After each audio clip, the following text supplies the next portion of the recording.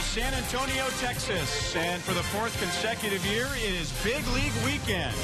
And fans will be treated inside the Alamo Dome to the defending American League West champion Texas Rangers and the defending world champion Kansas City Royals. And we welcome you inside the broadcast booth with Tom Grieve from Rangers TV. I'm Ryan Lefevre from Royals TV. So we will have representation from both sides tonight. And, Tom, it was an unlikely and a very exciting summer in Texas last year, and maybe even more unlikely with all the injuries the Rangers had to their starting rotation. No doubt about it, Ryan. And at the beginning of spring training, when Darvish goes down, then Derek Holland goes down, two of your key guys, you don't necessarily expect that to lead to the kind of success the Rangers had. The good news is Darvish is getting healthy, should be ready at the beginning of June, and Derek is healthy right now and throwing the ball very well. He's happy with the progress he's making. He's got 3 or 4 more starts left this season. What the Rangers need from Derek is exactly what you're looking at. A guy with a winning record, a solid ERA, and 100 innings, 180 to 200 innings pitched. If he could do that, he could really be one of the keys to the rotation. Now, from Kansas City's point of view, Dylan G is battling in spring training for a spot in either the rotation or maybe the bullpen. Yeah, you know, with all the success the Royals had last year, you know, there are very few things that went wrong, but if there's a department that the Royals would really like to improve is that they kind of went against the grain where they led the league in bullpen innings. And teams who lead the league in bullpen innings usually don't have a very good year on the mound, but the Royals with a great bullpen were able to get by with that. So this year, Tom, they really need more innings out of the starting rotation. They went out and they signed Ian Kennedy, who's been an innings guy for most of his career. And just a couple of years ago, Dylan G was the opening day starter for the New York Mets, but he had an injury early in the season. He got buried by all of those young studs that helped lead the New York Mets to the National League Championship and the World Series. So Dylan G hoping for a chance, if not in the rotation, as a long reliever, and he'll start for the Royals. So Derek Holland, Dylan G, Rangers have some starters, the Royals have some starters. We'll also get a glimpse of the future for both organizations as a lot of the minor leaguers will appear as well. An exciting night at the Alamo Dome. It's the first of 2 games between the Royals and the Rangers, and the first pitch is next. How fast is it?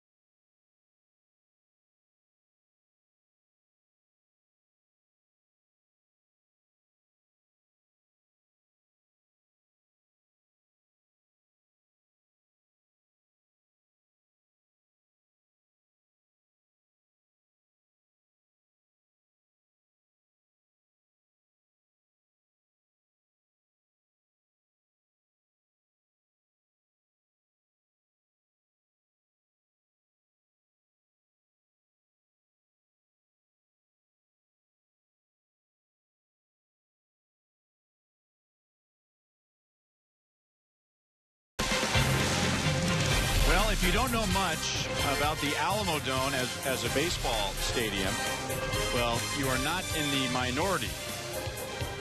We know very little about the Alamo Dome, and I say we, that's members of the Kansas City Royals organization. But Tom, you've been here for 4 straight years now, and it really seems to favor the hitter, especially one who can hit it to right field. It does, Ryan. And when you watch batting practice and you get ready for the game, you look at right field and you go, man, how can you play a baseball game here? The balls are just going to fly out of here one right after the other. Then the game gets started, and maybe in a game you might see a cheap home run, but for the most part, once the game starts, you don't even notice it, and it really doesn't play that huge a factor, at least in the 6 or 7 games we've seen here previously. And we hear pitchers over the years and pitching coaches, and I'm sure Derek Holland has the same approach, especially this being an exhibition game, but they really can't pitch with that short right field in the back of their minds. No, and these guys have to pitch in spring training in Arizona with the high sky and the hard dirt at home plate, balls bouncing into the outfield, the wind blowing occasionally out, and the light air, and the ball traveling. So they're used to bad conditions for pitching, and it's actually not bad here except for right field. Watch, did I say it's not going to be a factor? There'll be 6 balls popped up down the right field line, but hopefully that won't be the case. Here's the Royals lineup. Whit Merrifield, who spent his entire career in the minor leagues, will start at second base, trying to make the team as a utility player. Christian Colon, a hero in the postseason, will be at short. Then some regulars: Lorenzo Cain, Eric Hosmer, Salvador Perez, Paulo Orlando. Most of them should be in the opening day lineup, with Brett Eibner, Jose Martinez, and Hunter Dozier beginning in the minor leagues. And for the Rangers, it'll be Derek Holland on the mound. Last year, he was only available for 10 games. The last 2 years, he's pitched a total of 95 innings. He's healthy now. He feels great. You have to think, with the unfortunate injuries over the last couple of years, he's due for a healthy year, in which case the Rangers are looking for a guy to win in double digits and throw 190 innings and be a key guy in the middle of their rotation. And on the disabled list very early last year, April the 10th, with a left shoulder injury, and pitching to Whit Merrifield. Merrifield is out of the University of South Carolina. Those are his numbers in AAA last year. And this is how the game has evolved lately, where you don't just have backup outfielders and backup infielders anymore. Now you start looking for guys like Whit Merrifield, who can back up in the outfield and on the infield. And it's become such an important position, and versatility with your extra men is a key component right now. Guys that are one-dimensional ball players have a hard time making a team as a utility player. You need guys that can play multiple positions, and those kind of guys become very valuable.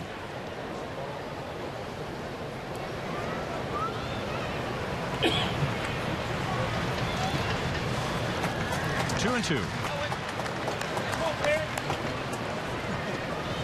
Oh, Derek has very high expectations of himself.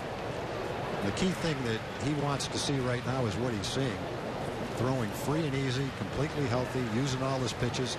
Now it's just a matter of building up his arm strength and getting ready for opening day.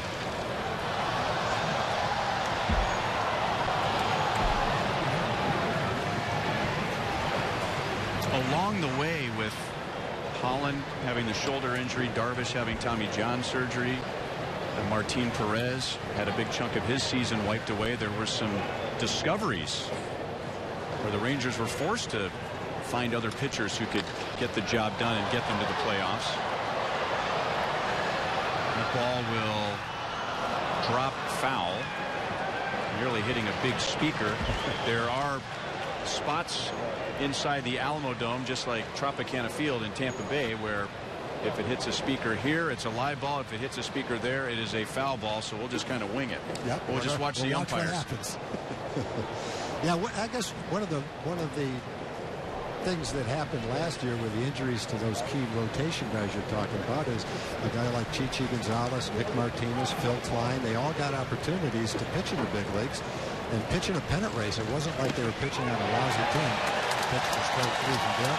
Not like they were pitching on a lousy team where the games didn't matter. These guys, once the season got underway, were pitching in important games with a lot of things on the line every time they went out there. So they're battling for that 5th spot in the rotation this year, and last year should be a good thing to help them along the way. Here the Rangers defensively.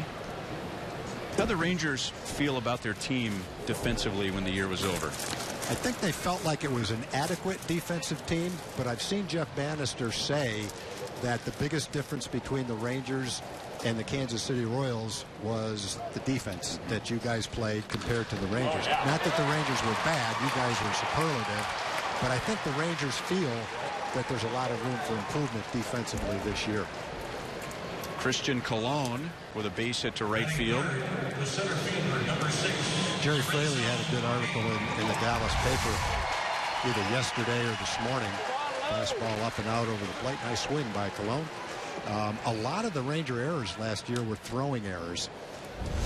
Odor at second, Elvis at shortstop, and even Beltre at third base had probably between them 22 to 25 throwing errors. So there's been a lot of emphasis this spring on not eliminating throwing errors, but reducing them. And I think when you talk to the Ranger coaches, the Ranger front office, they'll say that they're happy with the players they've got defensively. They just need to play up to their capabilities, and then I think the defense will show a lot of improvement. Here's the Royals Player of the Year last year for a second straight season, Lorenzo Cain. And the Royals know, of course, that Holland has a very good move to first base. Lorenzo Cain also was third in the league for American League MVP, finishing behind Josh Donaldson and Mike Trout. And when you talk about the Royals and their defense, a lot of times you begin with Lorenzo Cain. But here's the Rangers with their defense. 4-6-3, Alberto to Profar to Rua. And Holland gets around the one-out single in the top of the first.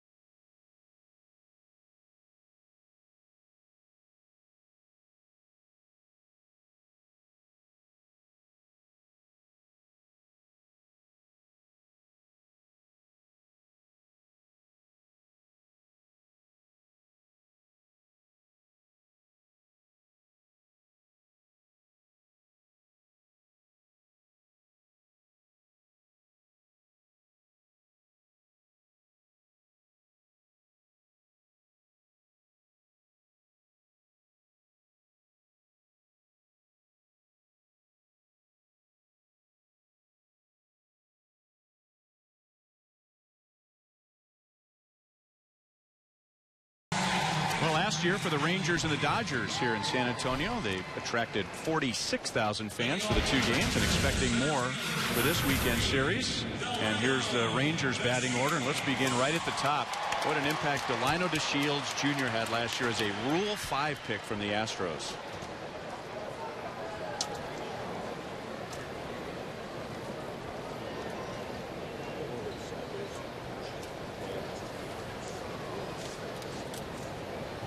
So a few regulars in there for Jeff Bannister. And here is Delino DeShields Jr. Oh, boy. And Dylan G.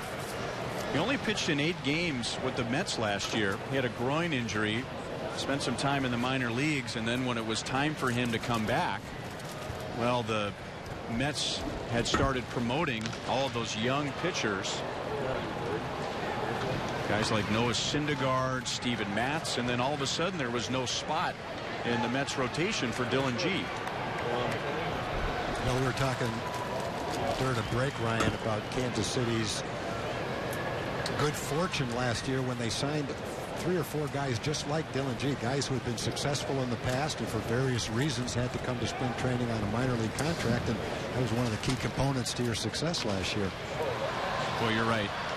There are so many obvious storylines for the Royals. You talked about the defense last half inning and their great bullpen, and they were a clutch hitting team. They're very athletic, but some of the non-roster players that they picked up that we weren't even talking about before spring training. Ryan Madsen, Joe Blanton, Franklin Morales, Chris Young, who's from the Dallas area, got a big league contract in the middle of spring training.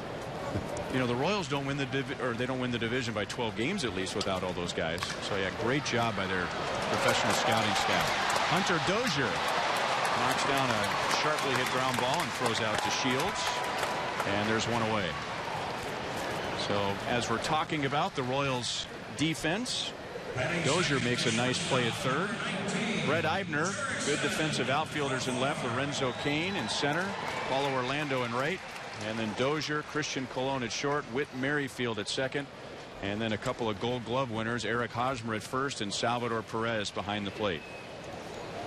And now Jurickson Profar back to G, and 2 down.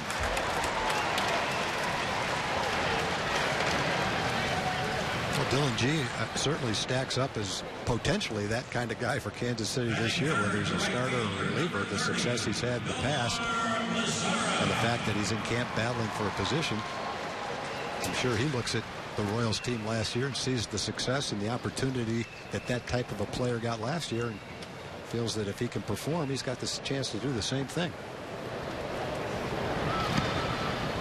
Nomar Mazara. Now, to Royals fans, unless they're paying close attention, they don't know much about Nomar Mazara, but if you're a Rangers fan, you know all about this guy.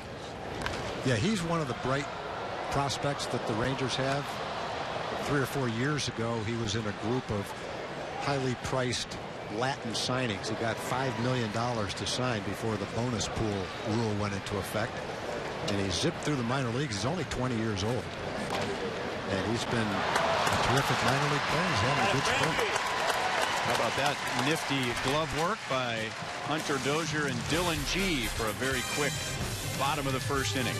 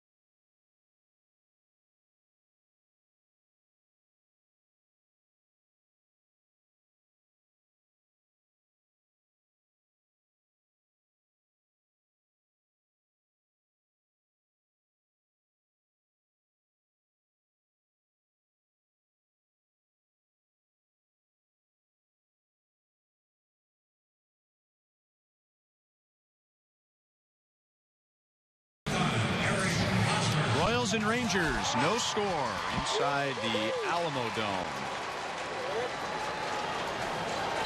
And the Royals in the second inning will be sending up Eric Hosmer, Salvador Perez, and Paulo Orlando. And those are mostly career highs for Hosmer. 93 RBIs, 363 on base percentage, and was huge for the Royals in the postseason.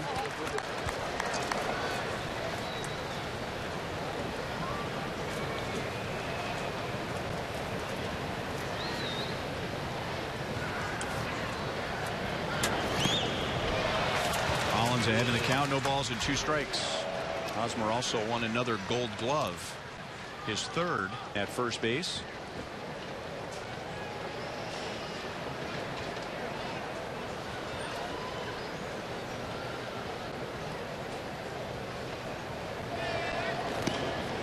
Little bit inside, 1-2.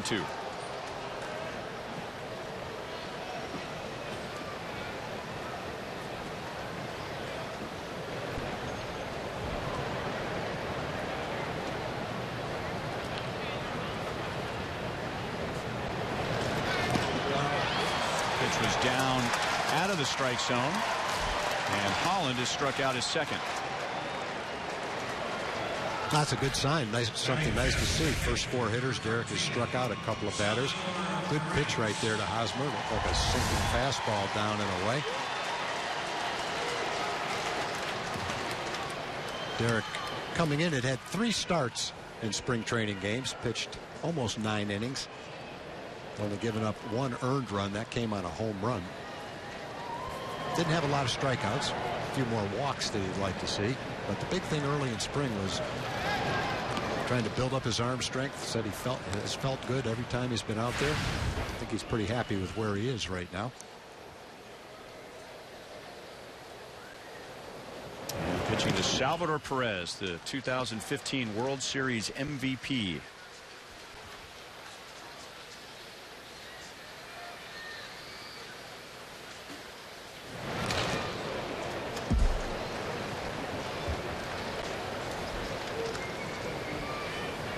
Salvador Perez, like Eric Hosmer, had career highs in several departments. But all that is just icing on the cake for what he does behind the plate for the Royals. Sal's one of those guys, Tom, and you saw this when you were a general manager, and sometimes you can explain it, sometimes you can't, but some guys, for whatever reason, play their best baseball at the major league level. They do things at the major league level that they didn't first do at the minor league levels. Yeah, again, I wouldn't have an explanation for that, but I noticed Jeff Bannister made that kind of a comment about Jurickson Profar. He said he hadn't seen Jurickson because he's been hurt while he was here. But he said, you know, I've been watching him in the drills, and he looks like a nice player. And then watching him in the games, he looks like a very nice player. So he kind of looked at Profar as the same kind of guy. He didn't really light his eyes up in practice, liked him. But then when he watched him perform in the games, whether he took it to another level, had a different type of an opportunity, he impressed him even more.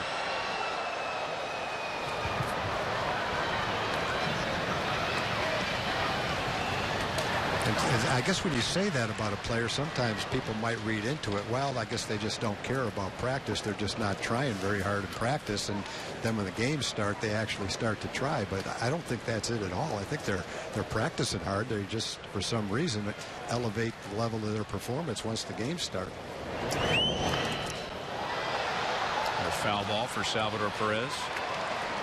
And some guys just rise to the occasion. You know, I mean, some players, I think they need to feel like, well, I've done this in the minor leagues. You know, I've hit for power in the minor leagues. I've hit for average in the minor leagues. I drove in runs in the minor leagues. Therefore, I can do it in the major leagues. And some guys, you know, maybe they didn't do it in the minor leagues, but in their mind, you know, they still believe they can do it. And you look at Salvador Perez in his minor league career, there's no one season where you stand out and go, wow. Yeah, it's hard to explain that. Well, right field will be tested here, and Perez goes the other way for a home run. Well, we said there wouldn't be 5 or 6 of them, but on a ball like that, it's kind of hard to tell. The right fielder's playing so shallow right now. That ball obviously went way over his head, but if we're playing this game in Kansas City or Texas, the right fielder's playing back 20 or 25 feet, and maybe goes back to the warning track in front of the wall and is able to make that play. Solidly hit ball, fastball up and away. Questionable whether it was hit well enough to be a home run. Definitely well enough to be a home run in this ballpark. 272 feet down the right field line.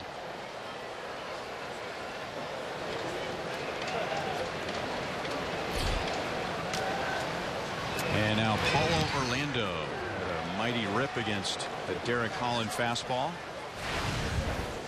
Here's an easy guy to pull for. 9 years in the minor leagues with the White Sox and the Royals, mostly with the Royals. A track star in Brazil turned baseball player, and spent most of last year not only with the Royals, but there's another guy who really rise to the occasion several times at the major league level.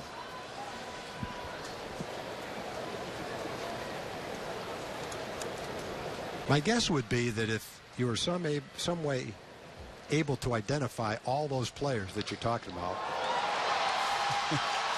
Home run derby to right field. That one almost went into the second deck. So back-to-back home runs for Salvador Perez and Paulo Orlando to give the Royals a 2-0 lead. Perez hit his ball solidly. It looked like Orlando might have hit that one even better. That ball was pretty well to right field. Very difficult to know exactly where they would land in either of the big league ballparks.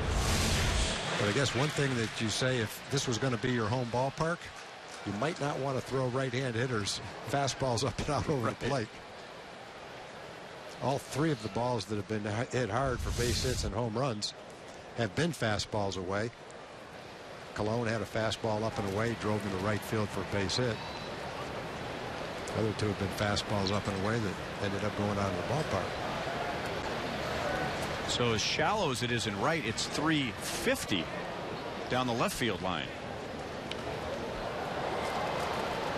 But if you were to take those guys that seem to rise to the occasion and play even better in the big leagues than they did in the minor leagues, chances are a lot of them are really good athletes with really good tools. They run well, good bat speed, and it's just a matter of maybe they've started to mature a little bit, gain a little bit of confidence, and then their natural ability just comes through. And certainly in the case of Perez, he's got great hand-eye coordination. I'm always amazed when we play you guys, some of the pitches that he puts in play. Not a guy that's up there looking to take a walk, that's for sure, but in spite of all the pitches he swings at, he makes pretty good contact with most of them. Holland comes back and strikes out Eibner, so he has 3 already. Got a slider on the inside corner. Well, back to your point about Salvador Perez, I mean, before he hit the home run, he fouled off 5 pitches. 3 of them he probably shouldn't have swung out in the first place, but got one he could handle and drove it over the wall in right field. This is Jose Martinez.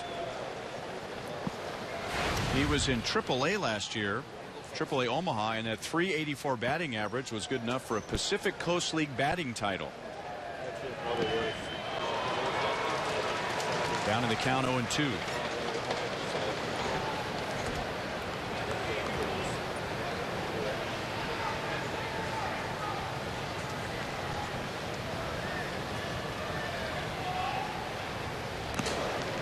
One ball, 2 strikes.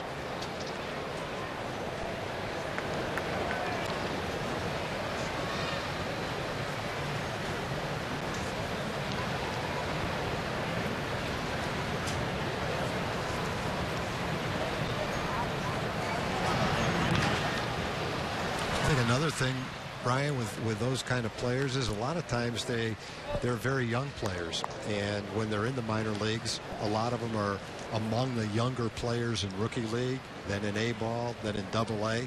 So in spite of their physical gifts, they're always a little bit overmatched when they're very young by players who are 3 or 4 years older, and eventually they catch up with the competition, and then you see that kind of a spike in their performance. Martinez is on with 2 down. That's a good point, because it does seem like when a young player gets to the big leagues and succeeds beyond some people's expectations, when you really go back and look at their career, you realize they were the youngest player at every stop. Going to get a trip to the mound here, and the Rangers are going to get busy in the bullpen. This is Greg Hibbard, who is the AAA pitching coach for the Rangers. Doug Brocail is with the rest of the Rangers back in Surprise. Of course, the Royals and Rangers could play every day if they wanted to in Surprise, Arizona, but they traveled all the way to San Antonio to play a couple of games this weekend.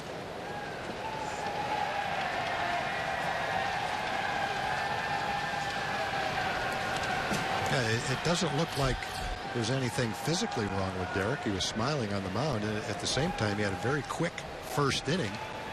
Not sure how many pitches he's thrown here in the second. He's up to about 35 pitches. So I guess in spring training, you get the pitcher ready just in case this turns into an exceptionally long inning. And Derek has a hard time getting that last out of the inning. You don't want him to stay out there too long. This is Hunter Dozier. 3 years ago, he was the Royals' first-round pick out of Stephen F. Austin. He is from Denton, Texas.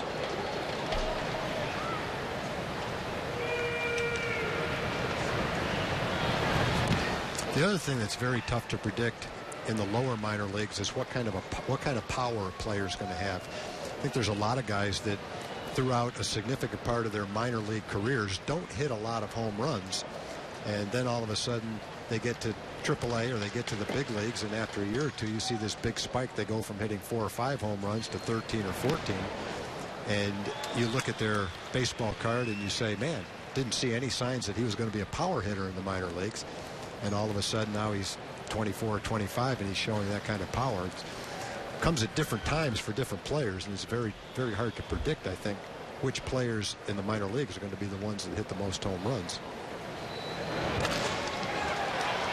Deep short, and Profar shows off his strong arm and gets Dozier to end the second inning. Well, you figured in this ballpark it would be the left-hand batters lining up to take advantage of that short porch.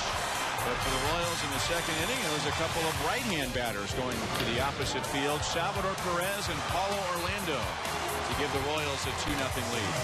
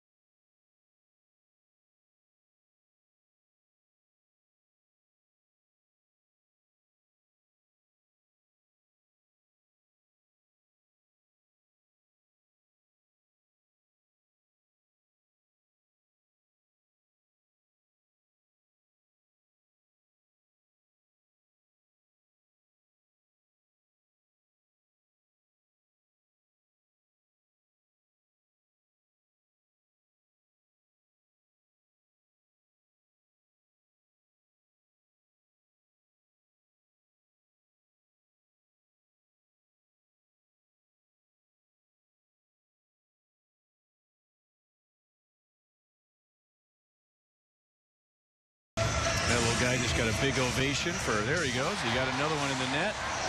Now he's on a roll. He had to get 3, and he got one right at the very end, his third one right at the very end. I have no idea what he won, but I don't think that's the point. No, I don't either. You will never forget this night. And caterpillars off the field. Is that what Bryce Harper was talking about when he said guys aren't able to express themselves enough on the field? Yeah, exactly. Exactly. You know, the little kids watch video games, and they see that bat flip, and you know, they're going to grow up over the next 10 or 15 years, a lot of them thinking that that's the way you're supposed to play the game. So I'm kind of right there with Bryce Harper on that. If it's in your personality and that's what you want to express, go for it. If you're an article about Mike Trout says that's not the way he plays, and that's fine. If that's his personality, then be a little more subdued. But you ought to be free to be yourself and let your feelings out. A lot of old school people like Goose Gossage don't quite feel the same way. And no, he did. When he's throwing 100 miles an hour, that can be a little bit dangerous if you want to go to the bat flip. But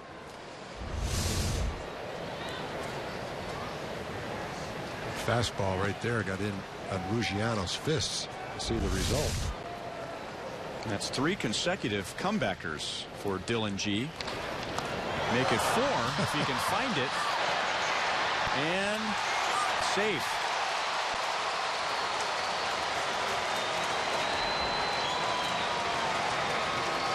So the Rangers are having a tough time getting the ball by the mound. Well, he almost snared that one too. Brewer got down the line pretty well. Thought G was going to have a chance to pick it up and get him at first base. Got most of his glove on it. Rid of it pretty quickly. Oh, it might have gone to replay if we had replay available here. Well, Dylan G is doing exactly what the Royals want him to do, and what made him attractive to the Royals. Working quickly, throwing strikes. He's aggressive with his fastball. Doesn't have an overpowering fastball, but aggressive with it. Now pitching to Robinson Chirinos, one of the Rangers regulars in the lineup tonight.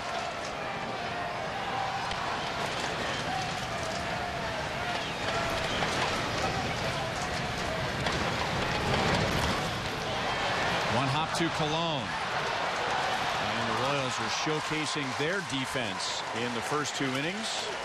And Dylan G doing an excellent job of keeping the ball down. All 6 outs have been on the ground tonight.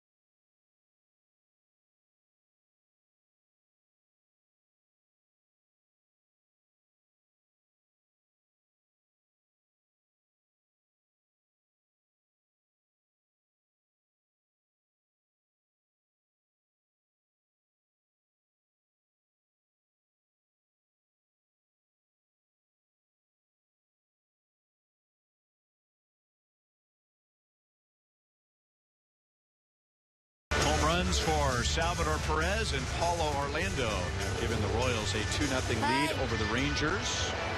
Derek Holland faced only 3 in the first inning, got a strikeout and a double play. He struck out 2 more in the second, but allowed the home runs. One of those to that man, Salvador Perez. Is anybody hearing me? And now back to work against the top of the order in Whit Merrifield, who is starting at second base. And Holland struck him out looking to begin the game.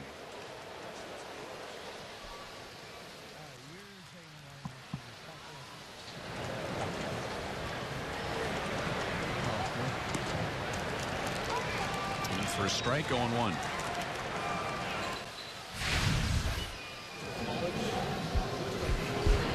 Merrifield has had a good spring at the plate. But if you're going to play for the Royals, you must also have a good spring in the field. 10 years ago, Tom, maybe more like 15 years ago, if you'd hear about a player who could play defense, the knee-jerk reaction will be, okay, what can he hit? Yeah. You know, but now, not going to hit enough to play. Well, now it's like, with the way, you know, teams like the Royals making defense important again, it's like, okay, he can hit, and now the reaction is, well, can he play defense? Yeah. Well, you see the contract that Jason Hayward got, and when you look at it at first blush, you say, man, does he put up the kind of numbers that would merit that kind of a contract? And then you hear other analytic people talk about it. They'll say, well, you have to consider the base running, and you have to take into account how much above average he is defensively. So it's not only translating into the success of teams, it's making some players a lot of extra money that they might not have made in the past. When pretty much, when you go back to those years, your offensive numbers was how you made your money. Nice to have defense, but those kind of guys weren't making a whole lot of money. It usually doesn't take you very far when you're standing in front of the judge during arbitration. No. When you tell him that your ultimate zone I rating. hit the cutoff, man, every single time. Right. Christian Colon singled his first time up. Chris started 0 for 23 in spring training, and there were a lot of hard hit outs. But a couple of days ago against the Cubs, he doubled and singled. So now he's had 3 hits in his last 2 games. And he has 2 hits tonight. So Colon is on with 1 out. And now the middle of the order coming up. Center fielder Lorenzo Cain. Great story last year, Christian Colon, first-round pick, 2010. Spent a big chunk of last year in the minor leagues. Tom, he had not played in any game in 3 weeks and came on in the 12th inning of Game 5 of the World Series and drove in Gerard Dyson to put the Royals in front. It was the beginning of a 5-run inning. Of course, we didn't know that at the time, but it put the Royals in front in the deciding game. And now Lorenzo Cain, who also had a big hit in that 12th inning in Game 5, he goes to the gap. Colon will be held at third. And Lorenzo Cain, who grounded into a double play his first time, is 1 for 2. First baseman Eric Hosmer. Now the Royals are having good swings when Derek gets the ball up, his fastball up and out over the plate. Okay, he wanted to get that a little bit more down, a little bit more in than it was. And of course, he's pitching to an all-star who's hit 300 the last couple of years too. He can hit some pretty good pitches. Turned out to be a pretty good trade that the Royals made with Milwaukee to get your all-star center fielder and an all-star shortstop. Well, you're not kidding. Wait. Well, the Rangers had a similar trade when they traded Mark Teixeira to Atlanta and ended up with Elvis Andrus, Matt Harrison, and Nefi Feliz. That was a conversation we had quite a bit last year. That trade certainly worked out for the Rangers and for the Royals. They were both on the same side of that trade, but the debate came up last year looking at that from the Milwaukee point of view, and I guess with your trade from the Atlanta point of view. And now Hosmer goes the other way. That'll drive in a run. Cain will stop at second, and the Royals are really doing a good job against Holland of using the middle of the field and the opposite field. And their runners at first and second with 1 down. The Royals lead 3-0. Now batting. Just to finish the thought, Tom, is it worth it to go for broke like the Braves did? They really wanted Mark Teixeira, so they gave up all those prospects, which helped the Rangers get to the World Series. The Brewers were really going for it in 2011. They got to the championship series, but after a few years go by and you find yourself rebuilding again, do you look back on that trade? You're a general manager. Do you look back on that trade and do you put all your chips in the middle of the table there and go for it, or do you always have to have kind of a long-term view of things? Well, I think you have to have a view of both. You have to have the ability to pull the trigger on a trade that can let you win now without losing track of the future. I think the most important thing, you have to have a realistic view of your team and what that one player will mean to the team. And if as an organization you analyze it and say, we're very close and this is the one guy and we're just as good as the team that we're chasing and we're only a couple of games back, this can make the difference, then you have to go for it.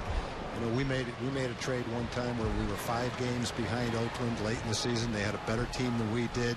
The trade was going to help us, but it really wasn't the kind of deal where you could say, this puts us over the top. We're better than the A's. We're going to catch them. And it turned out to be a terrible decision. So I think you have to know your team and know the circumstances before you make that kind of a trade. It helps if you're in a situation like the Rangers were last year when they made the trade for Cole Hamels. They traded 5 really good young prospects. Derek looked like a slider on the inside part of the plate, but Nick Williams was a terrific young hitter, but they still had Mazzara and Brinson and Gallo. They still had depth. They traded some good young pitching, but they felt like they had similar kind of pitches available. They didn't put all their good players in one basket and go out and get Hamels. They put some good players in a basket, but they still had a basket full left. So in that case, they had the depth to feel comfortable about it. And you can make a pretty good case that, along with the two relievers, that trade for Hamels was what put them over the top and allowed them to get to postseason. So that turned out to be a win-win for the Rangers. They didn't deplete their farm system. It's still one of the best, and the trade allowed them to get to the postseason. That's, I guess, ideally what you're looking to do.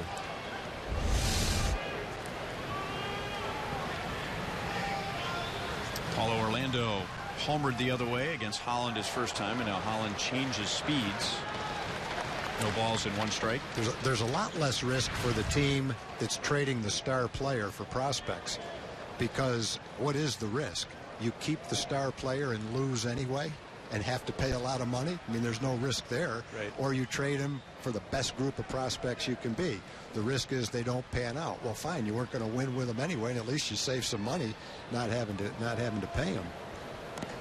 But I think it's more fun to be in the position where you're trading the star player, because you need to build for the future, and you're not going to win now for the young prospects.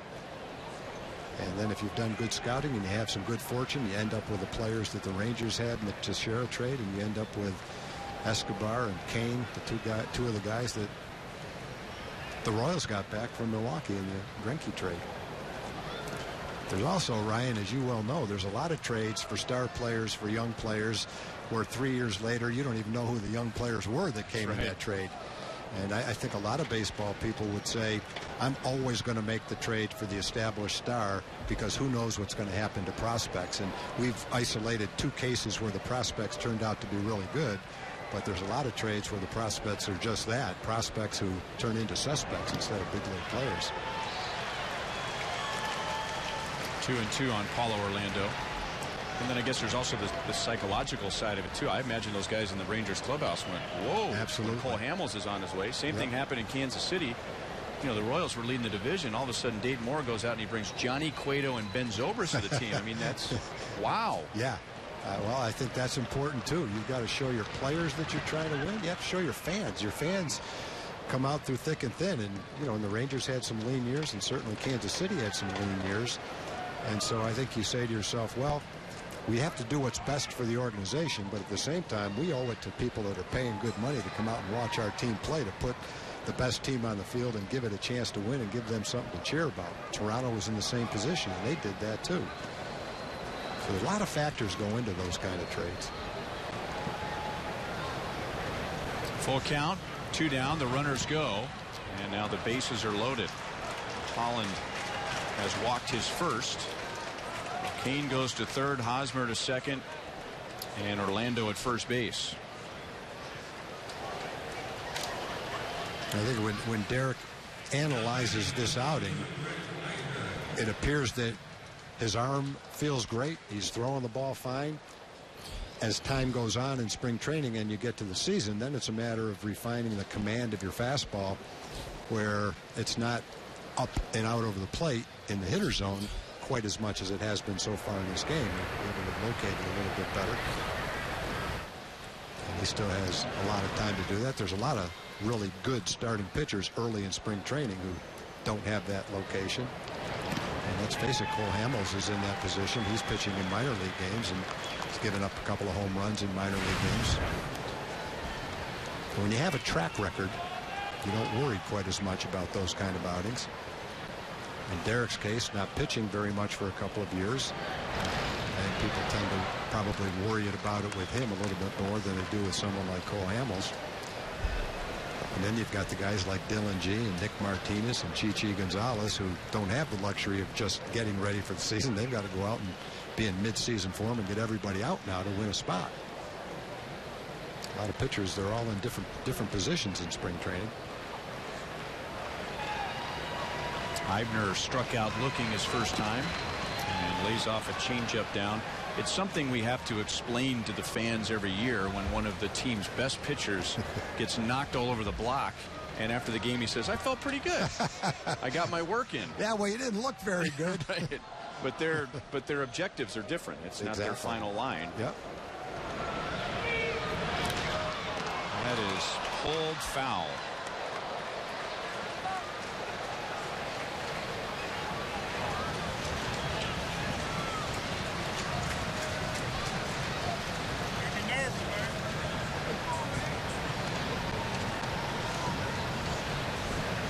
And now Holland is at 60 pitches through 2 2/3 innings. Little bit inside.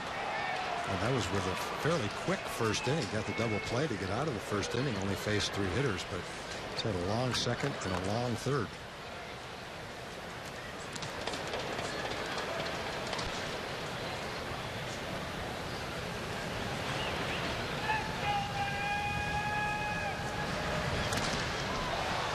Looped out to short, and Profar makes the play to end the inning. So the Royals leave the bases loaded, but they add another run on Hosmer's base hit. It is 3-0 KC to the bottom of the third.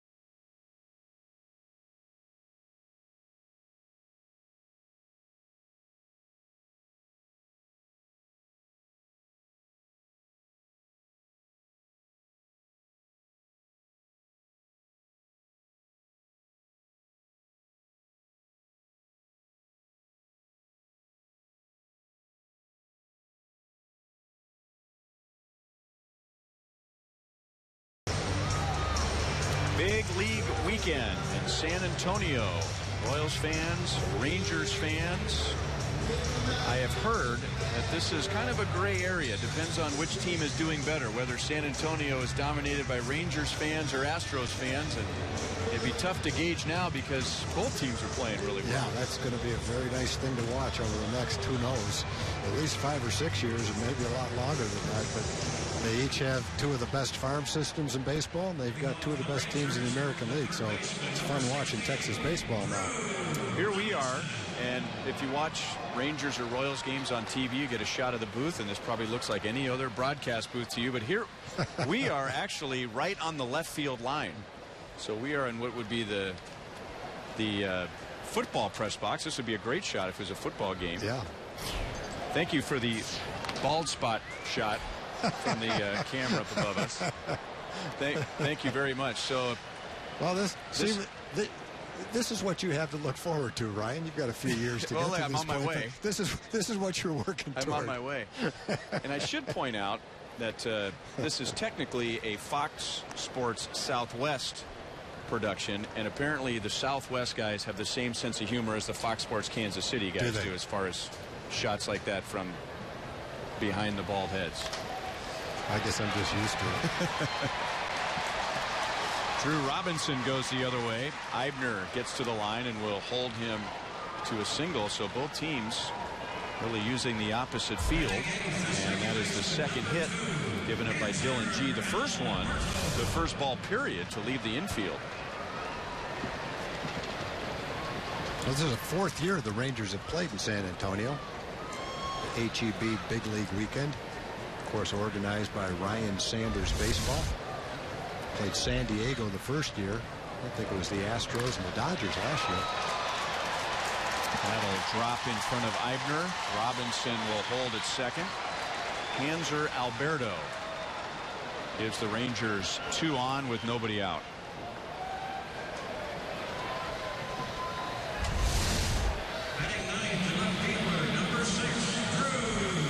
Hanser's battling for a job as a utility infielder. Pedro Siriaco has played really well this spring. They each have slightly different skill sets. In Pedro's case, he's had big league experience, has been a utility player. Hanser did that last season for the Rangers, but he's still a very young player. And if he doesn't make the big league team, then he'll be one of those really good young prospects at the AAA level, playing in the infield, continuing to develop. I think in a lot of big league teams, he'd be battling for a regular spot at either second base or shortstop. Had a good winter ball season with a bat. A couple years ago, he was the best fielder in minor league baseball, so he's got a lot going for him. A lot more than a utility player. That's what he would be for the Rangers, but that's not his skill set. He's got the ability to be a regular in the big leagues. Stubbs gets tied up, but there's a lot of room out in left field. And now the ball hops over Eibner. And that's going to give the Rangers an extra 90 feet for Robinson to score. Actually, all runners get another 90 feet. Robinson to the plate. Alberto goes to third. And Stubbs ends up at second base. Well, we've seen a couple of balls go out to right field. Borderline, whether they'd be regular home runs during the season or taking advantage of the right field porch. The Rangers just took advantage of the AstroTurf. A little blooper, falls over shortstop, and then bounces straight up in the air and right straight over Eibner's head in left field. And not only bounced up in the air, it looked like it went to the right a little bit too. Merrifield with a fast runner, close, out. And the Rangers can't believe it. A run scores. So the Shields thought he had a hit and an RBI. He'll have to settle for a ground ball and an RBI, and now it's 3-2. Well, one thing about Delino that's so much fun to watch, that even on a routine ground ball, he's got a great chance to beat it out. That was a fairly slowly hit ball. Second baseman had to charge it, but last year he beat out routine ground balls to shortstop. There's no foregone conclusion that he's going to be out on a ground ball.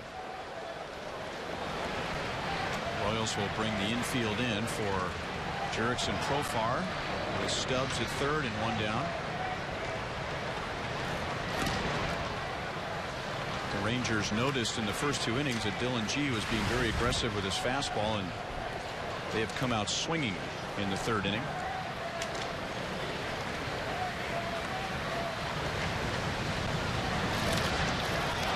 Diving play by Merrifield, so he saves a run, and another very good defensive play by the Royals in the first three innings.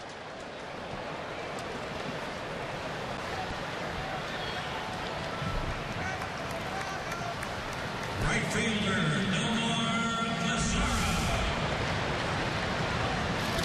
Profar has to reach for the off-speed pitch. Ended up hitting it solidly on the good part of the bat, a line shot.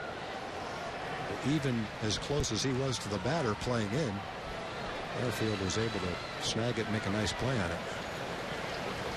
And now Mazzara, and the slider's in for a strike from Dylan G. Mazzara lost a hit on a good play by G on a comebacker in the first inning.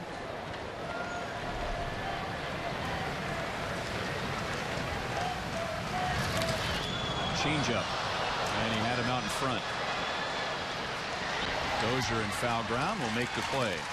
So a misplay out in left field helped the Rangers. They come up with 2 runs on 3 hits to make it a 1-run game.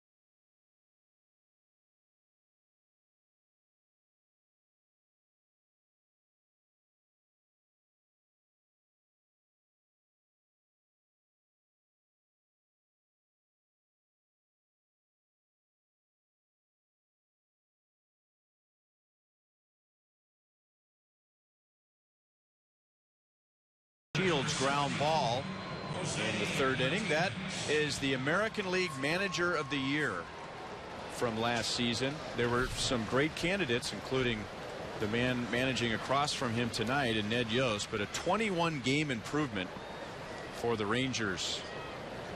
Ned Yost's team won a World Series for the first time in 30 years in Kansas City, and Jeff Bannister inherited a team that had the worst record in the American League in 2014 and improved by 21 games and led the Rangers to the playoffs.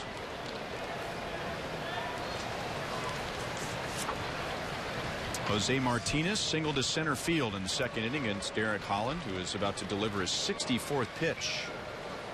And it's a changeup low. Holland faced only 3 in the first inning, but the Royals scored 2 in the second on home runs by Perez and Orlando. And then Hosmer drove in a run in a long third inning. And now Martinez takes a shot at right field. Mazzara makes the play on the track. Nice try, Jose. You went to the right spot. Just didn't get quite enough of it. Third baseman, It reminds me a little bit of the old Baggy at the Metrodome in right field. Yeah, it does. It does. 16-foot high.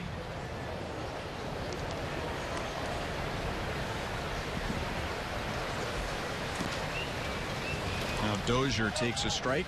Hunter Dozier grounded out to Profar at short in the second inning.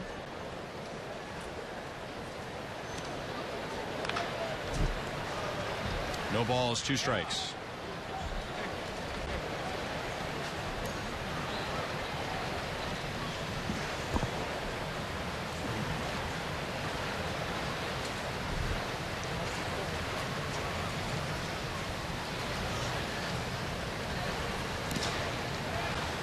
A little bit inside.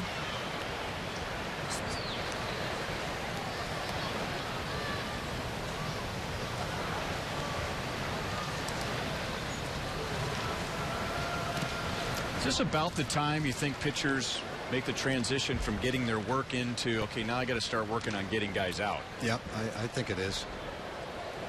Not sure how many starts. Derek probably has 3 more starts after this. I would say that it definitely starts to transition as you get to your last 3 starts. And instead of going a certain low pitch count, you start to get up to 70, 80, and eventually 90 pitches. Hopefully you start to get up to 5, 6, maybe 7 innings toward the end. And then I definitely think you have to start approaching it like it's a regular season game to get into that mindset where it's much more than just getting your arm strength up and getting ready. But now you're starting to make the pitches to get people out.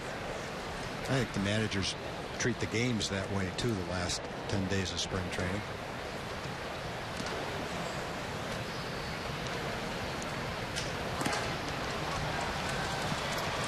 That was a good plate appearance for Dozier, coming back from 0-2 to take a 1-out walk. And speaking of walks, Jeff Bannister will walk out and remove Derek Holland. So Mendoza was warming up in the second inning. He was warming up in the third inning, and now warming up here in the fourth. He is going to come on and face Whit Merrifield with 1 on, 1 out in the top of the fourth inning.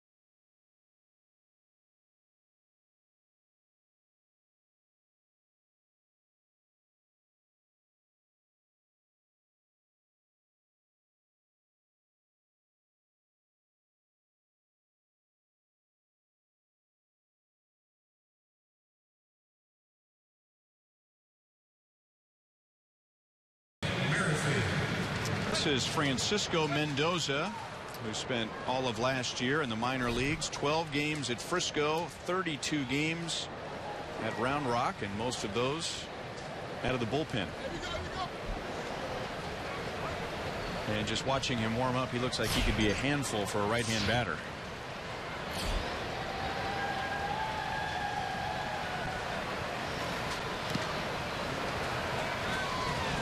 Whit Merrifield takes a strike. He is 0 for 2. He struck out and flied to center field against Derek Holland.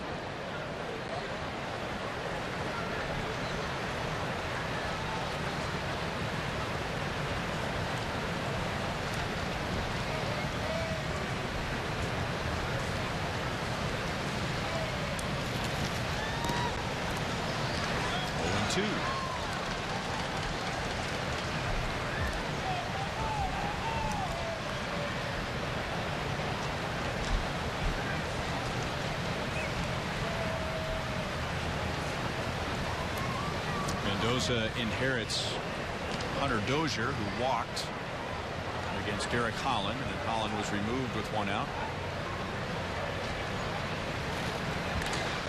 And going the other way, caught by Mazara in right field. Good swing with 2 strikes, taking the slider the other way. 2 down. The shortstop, Christian Colon.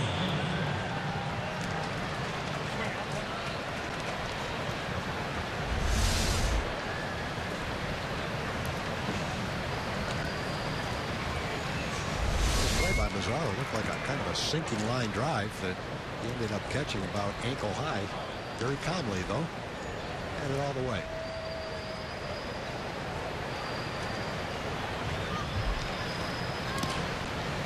A slider for a strike to Christian Colon, who was chipped in with a couple of hits and scored one of the runs. It must be odd for Mazara, and for that matter, Paulo Orlando, to be in right field here, because they must feel so close to the infield. That's a mini version of the Green Monster in Boston. They'll get Dozier down to second base.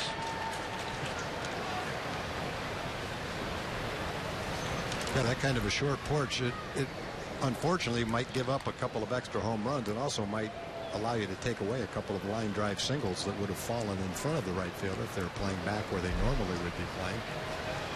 Makes it tough to score from second base on a base hit to right field, as close as the right fielder is.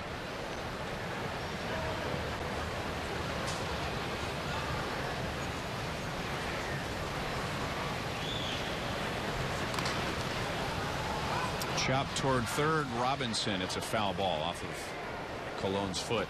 Now, we just showed you 272. I have heard, it's my first time here, you've been here before, that they discovered it was actually closer to 240, and that they moved home plate and the pitcher's mound back so that they could add some distance to right field.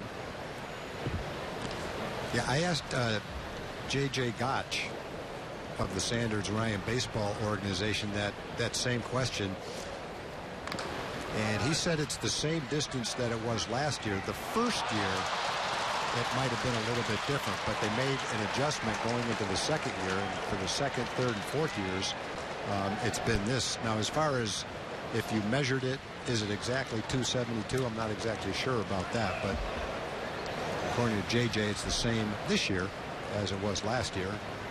Should be probably pretty close to that 272. First year, home plate was closer to the third base dugout. So there you can go. You can see where there was the previous infield line, and where they've had to make some adjustments to see that kind of faded arch.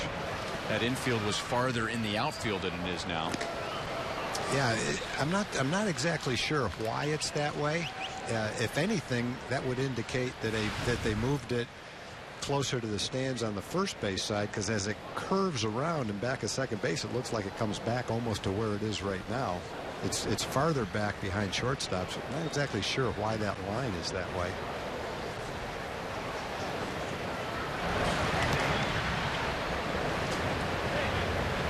Colon got an infield single, by the way, on that chopper to Robinson, so he's 3 for 3.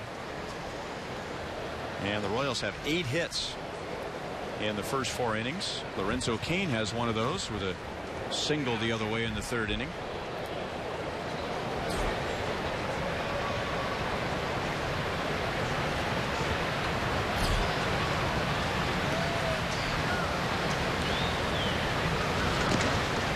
Slider away. 1 ball, 1 strike.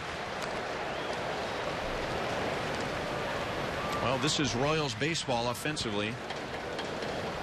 There are usually not a lot of walks.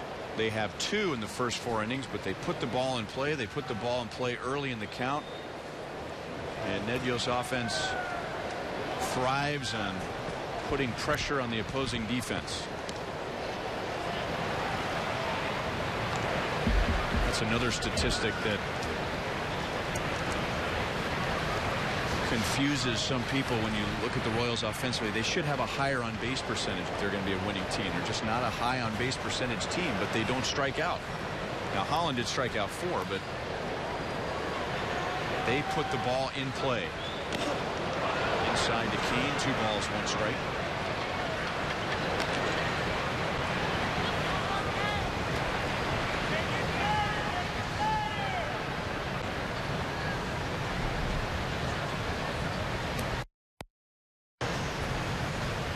Royals had about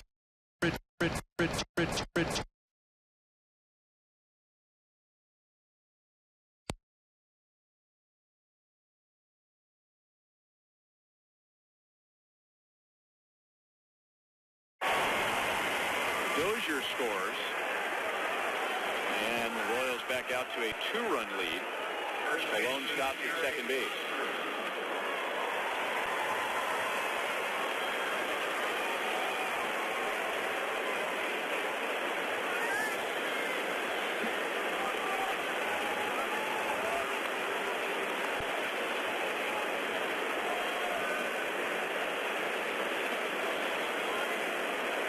Hosmer, who has driven in a run.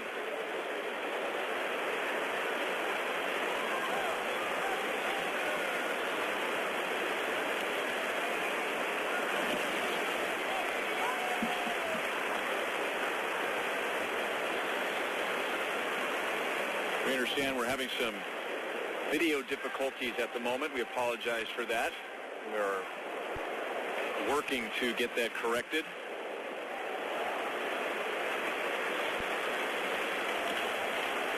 And now it's 0-2 on Hosmer. Okay. All right, so we're going to have to go into radio mode for a while here. Right up your alley. That's right.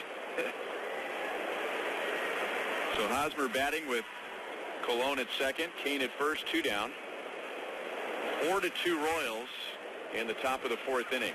And now a slider is fouled away at the plate, and it's still 0-2.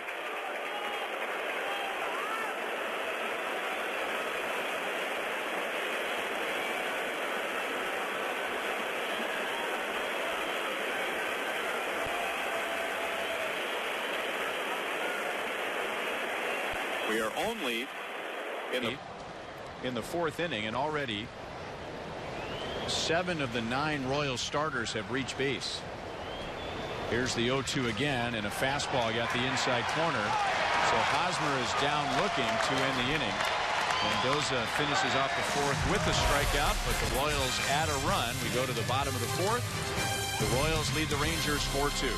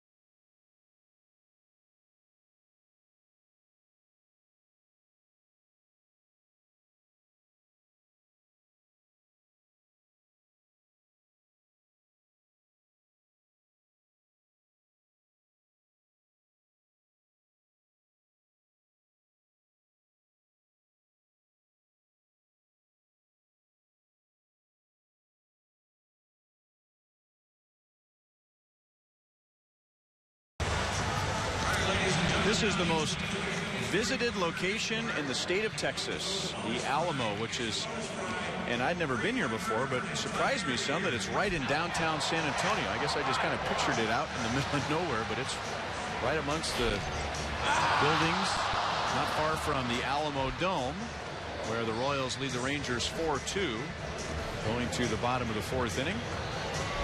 Royals have hit 2 home runs, taking advantage of the inside of that ballpark, which is configured to be an excellent football stadium, and the University of Texas San Antonio plays their football games here. The San Antonio Spurs for a long time played their basketball games here. Occasionally baseball played inside the Alamo Dome. Dylan G has given up 2 runs on 4 hits in his first 3 innings. And pitches to Justin Ruggiano, and a breaking ball is in for a strike. TCU Horned Frogs had a pretty good game here. I don't know if you watched that game with Oregon where they were behind 31-0 at the half and ended up tying it at 31 and winning it finally in a spectacular comeback.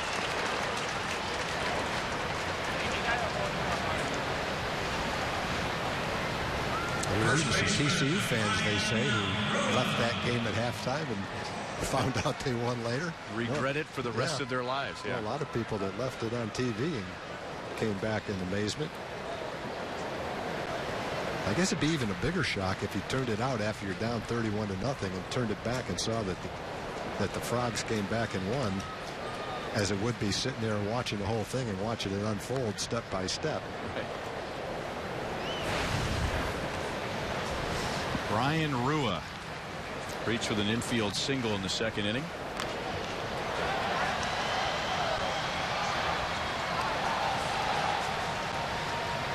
Boy, did he put on a show during batting practice today. I missed it. I didn't see it. And he was picking on the deeper parts of this ballpark. He wasn't working on the short porch in right field. He was pulling balls to left field and left center. It's 398, by the way, to left center field. 350 up the left field line, and 415 to straightaway center field, and he was hitting balls one after another 10 or 15 rows back into the seats. Wow.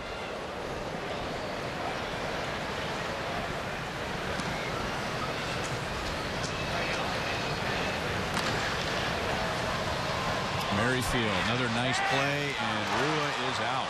So Dylan G continues to throw strikes. For the most part, he is keeping the ball on the ground, and his defense has rewarded him several times. Yeah, Dylan G's not doing anything to hurt his chances of making the ball club. They're having a good outing. Rangers bunched together 3 hits in the 3rd, but the key hit was the bloop double by Drew Stubbs that bounced over Brett Eidner's head in left field. Turned out to be the key hit of the inning. Other than that, pretty much everything else has been hit on the ground. And look at that pitch count, Tom. That's pitch number 31. Wow. 2 down in the 4th inning. I knew it would be low. I didn't know it was that low. Pretty amazing. 7 pitches out of the strike zone out of 31. 1 ball, 1 strike. He was excited. It's an exhibition game, but he was excited from Cleburne and went to UTA, University of Texas Arlington. And his family, they're Rangers fans. As a 5-year-old, he was there for Nolan Ryan's 7th no-hitter. Now, he says, I was told I was at Nolan Ryan's 7th no-hitter because he didn't realize what was going on, but he was there. Well, you got a family full of baseball fans and Ranger fans that took him to the ball game.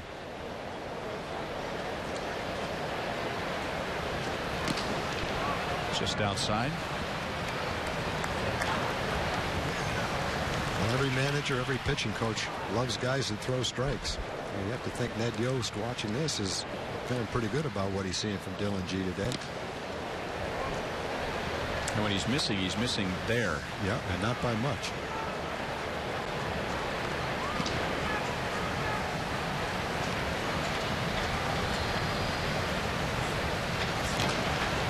Kept that pitch down. 3 balls, 2 strikes on Chirinos, who grounded into a double play his first time up.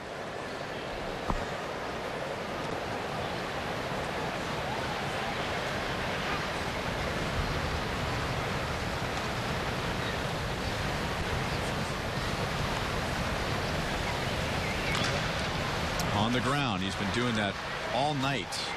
Dozier, as Hosmer keeps his foot on the ground. So in 4 innings of his 12 outs, 10 have been on the ground.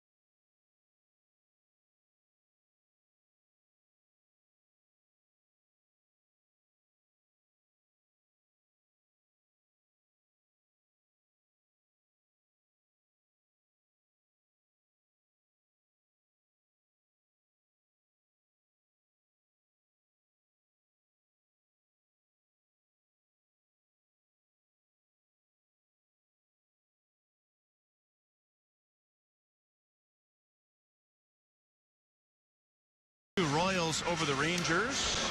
Royals are coming up in the 5th inning. We'll have Salvador Perez, Paulo Orlando, and Brett Eibner. And it'll be Phil Klein. Will be the Rangers' 3rd pitcher tonight.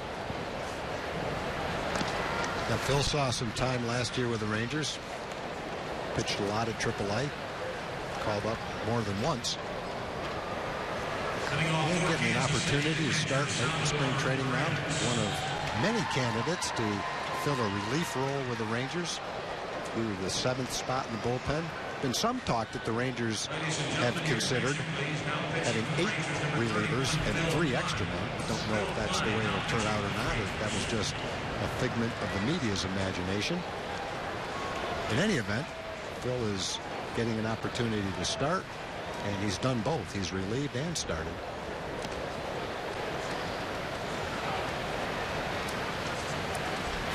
Salvador Perez homer to right field against Derek Holland in the 2nd inning, and then Holland came back and struck him out in the 3rd. I think the Rangers felt that last year, early in the season, they were forced to use their bullpen significantly. The starters weren't pitching deeply enough into games on a consistent basis, and by the end of the year, to a certain degree, that took its toll. I think the feeling is this year is to try to avoid that, so that the relievers are strong all 6 months of the season and into the postseason, hopefully. And to do that, you have to have a starting staff that gives you innings, and it's important to have guys at the bottom of the bullpen who can give you multiple innings. Well, that's one spot that's up for grabs for the Rangers, either 1 or 2 spots in the bullpen. An important part of that being the ability to throw more than 1 inning, multiple innings. For that day where you have a blowout, the starting pitcher only pitches 1 or 2 innings. You need 7 innings from the relievers. Hopefully you get a lot of that from your long man, and you don't have to use your key 7th, 8th, and 9th inning guys in a game that's out of hand in the wrong direction.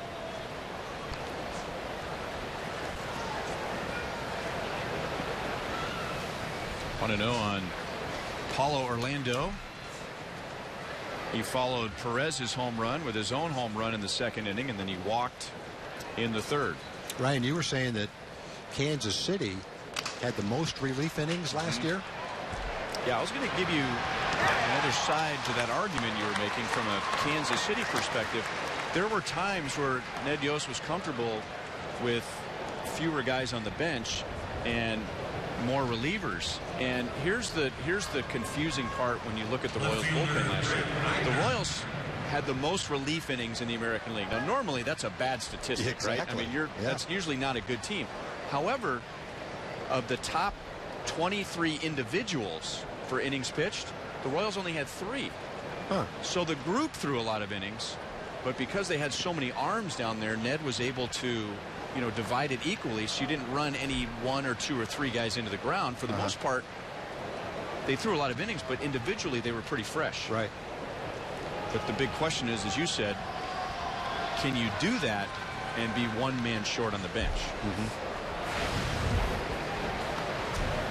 And then you have roster ramifications, 40-man roster limits. And then it becomes a case of hopefully the guys that you might have to shuffle back and forth have options so you don't have to create roster space. That can be very confusing as well.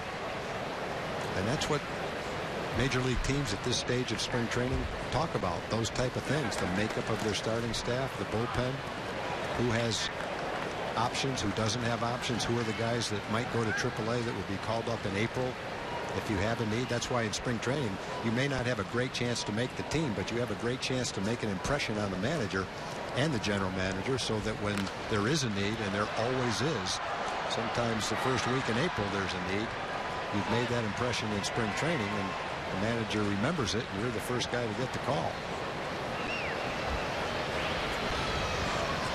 Well, there is opportunity. There's a lot of guys vying for a few spots, but there is opportunity.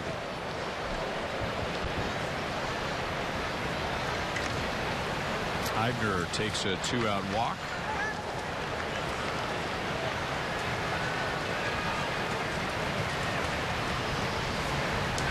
And now Phil Klein will get Jose Martinez. Designated hitter Jose Martinez.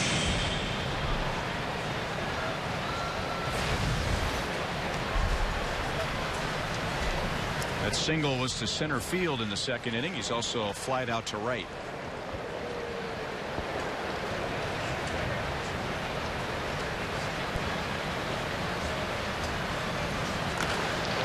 Off the knuckles and foul up the right field line.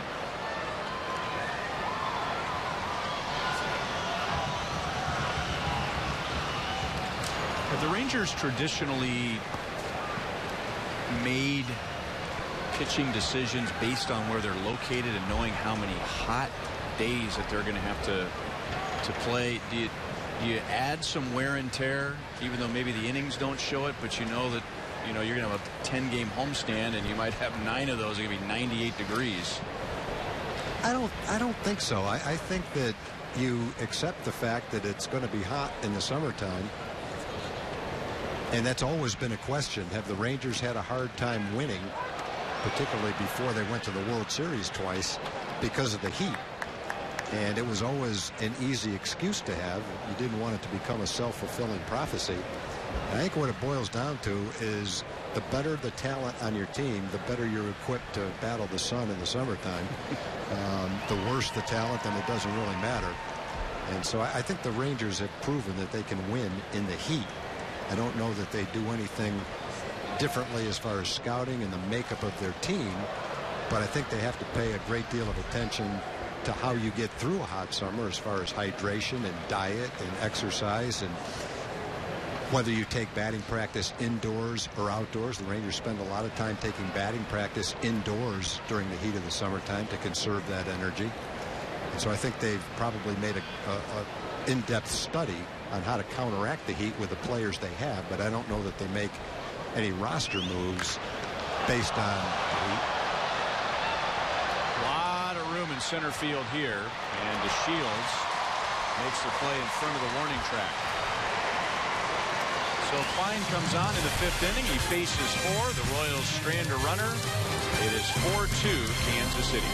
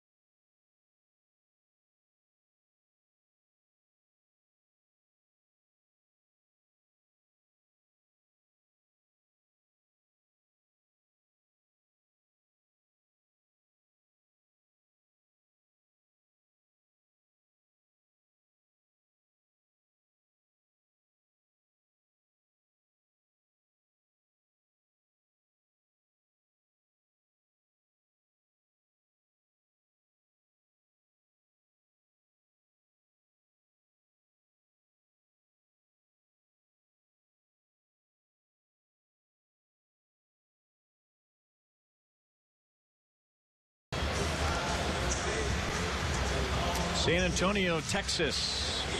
The Royals and the Rangers inside the Alamo Dome. Nice crowd is gathered here. They have what they're calling it in surprise, where the Royals and Rangers train together. The Campus of Champions. Rangers won the West. The Royals won the Central, went on to win the World Series. And 4 of the last 6 American League championships have been won by either the Rangers or the Royals. I like that. Campus of Champions.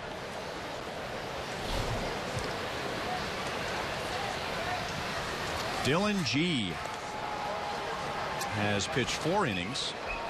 He has given up 2 runs on 3 hits, 2 runs on 4 hits. He has faced the minimum of 3 of his 4 innings. And that breaking ball for a strike to Drew Robinson is just his 37th pitch of the night. He's thrown 37 pitches in 4+ innings. And his defense has rewarded him with the quick counts and the hitters putting the ball in play. The Royals infield has had a very good night. Dylan G's had a good night defensively. And now it's 0-2 on Robinson. I remember Dylan G pitched a strong game against the Rangers a few years back in Arlington. Pitched the same kind of a game. Great command with his fastball. He had a good changeup that day.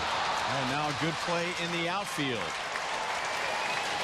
Got away with a mistake there on 0-2, but Eibner bails him out in left. Well, you got some different faces out there with the Royals defensively, but they're making the same kind of defensive plays. Alex Gordon out in left field.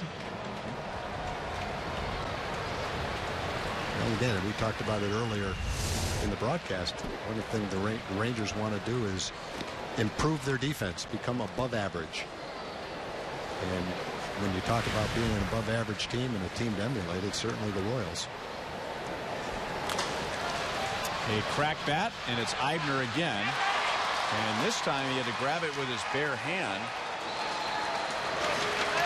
It was back in the 3rd inning when Stubbs blooped one into left field, and the ball went over Eibner, turning a single into a double. And this time, with kind of an emergency grab with his bare hand, he keeps it in front of him. And Alberto's 2 for 2.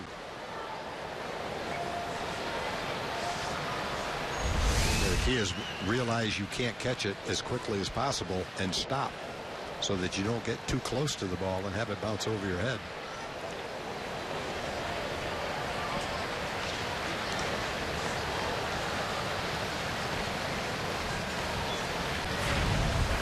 So here's Stubbs. He drove in Robinson with that bloop double in the 3rd inning.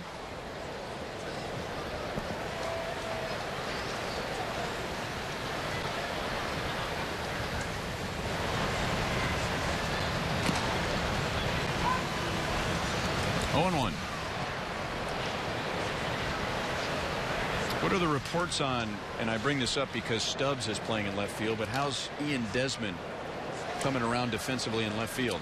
Well, I think the Rangers were very confident in his athletic ability, his speed, his athletic ability, his throwing arm, that he would do very well in left field.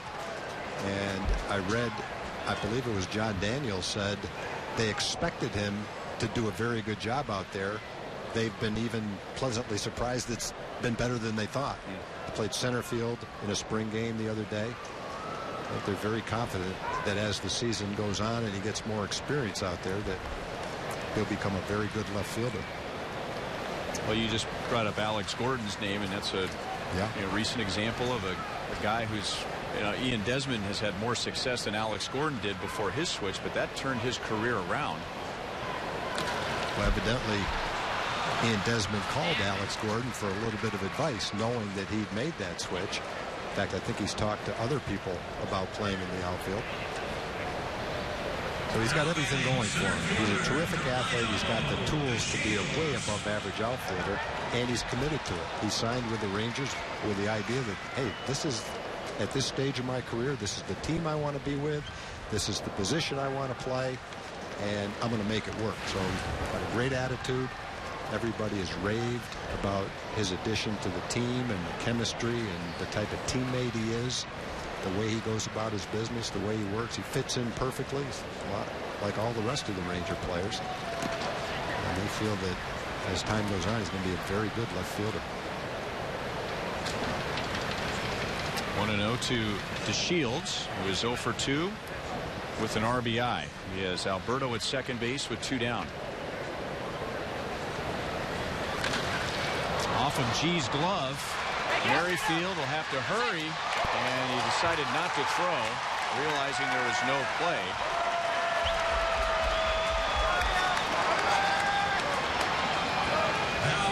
So Shields ends up with an infield single, and the inning continues. And now the Shields is going to come out for a pinch runner.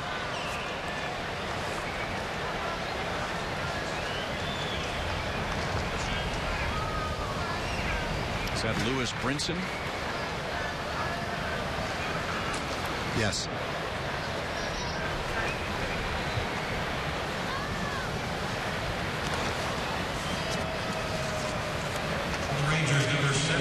One thing good, Ryan, it appears with both these managers, when they make a replacement, he goes into the same position in the same spot in the lineup, which makes it a little bit easier for us to keep track of who everybody is. Neither manager seems interested in winning the Buck Showalter Cactus League Manager of the Year award. Well, I always thought there were times where Buck said, you know what, I'm going to mess with the media a little bit. I'm going to make it as hard for them to keep score of this game as I possibly can. I believe it. I guess I've never had a messier scorecard than those first 2 games of the Rangers when he was manager. Yeah. I think there's a time where you might make a change where the guy goes into a different spot in the lineup. For instance, you might have a young player that you just want him to get an at bat, and you put him in a spot that makes it more likely that he'll get an at bat than batting later in the lineup. You might consider that, but for the most part, Jeff Bannister makes all the moves straight up and makes it a lot easier for us to keep score. Right to Merrifield. So another ground ball out.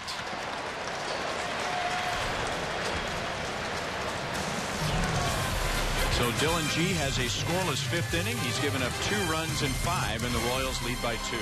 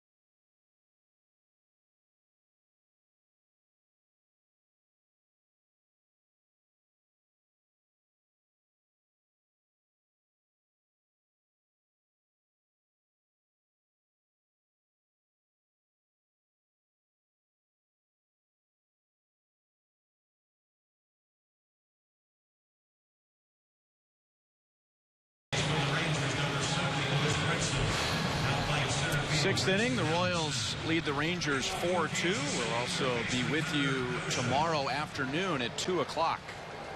And then both teams will head back to Surprise, finish up in the Cactus League. Phil Klein took over in the top of the 5th inning and worked around a walk. And now in the 6th, he'll get Hunter Dozier, Whit Merrifield, and Christian Colon. At least those are the scheduled hitters. And there's a high slider to Dozier, who is grounded to short, walked, and scored a run.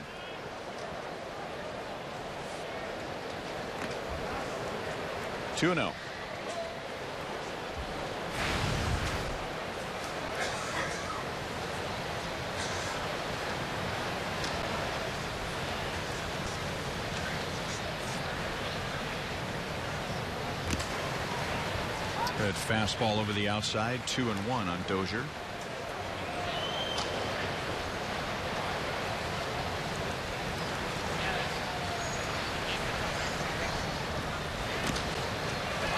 And now he changes speeds.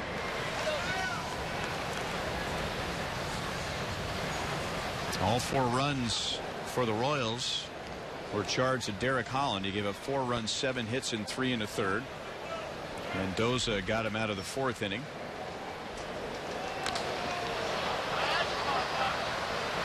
Out to Mazzara in right field. There are enough speakers and cables and steel beams in the ceiling here where I don't think you'd have somebody lose them. If they do, maybe for a brief moment, but this is not the Metrodome or Tropicana Field where it would blend in with a white ceiling.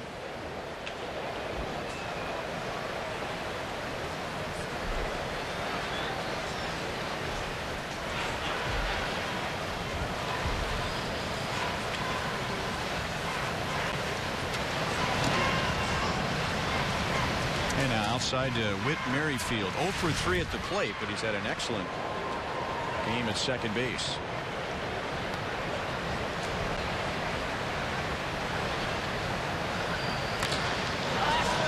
To right field. That's Who knows? A chance of hitting something. No, it didn't. 2 down. I thought that was going to hit the ceiling. It was so high. I'd love to see what would have happened on the one Joey Gallo hit the other day to right field at the ballpark in Surprise.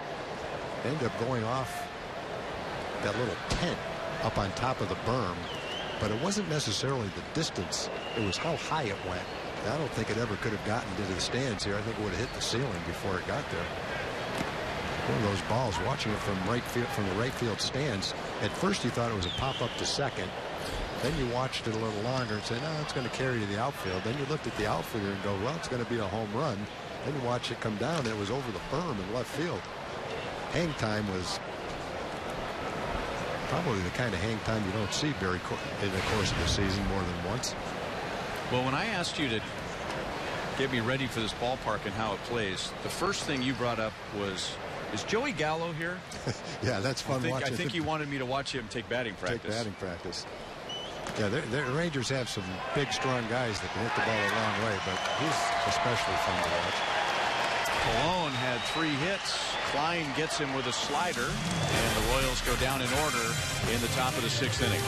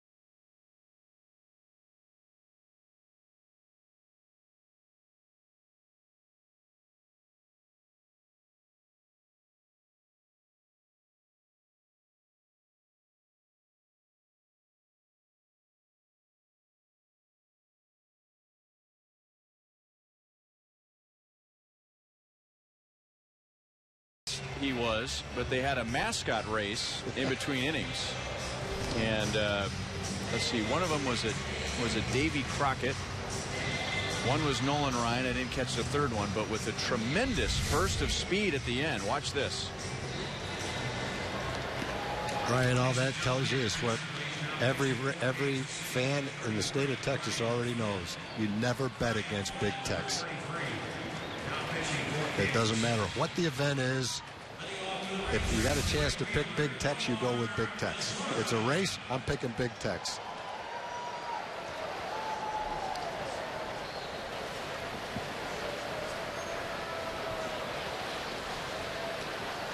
It's featuring a little bit of a long neck.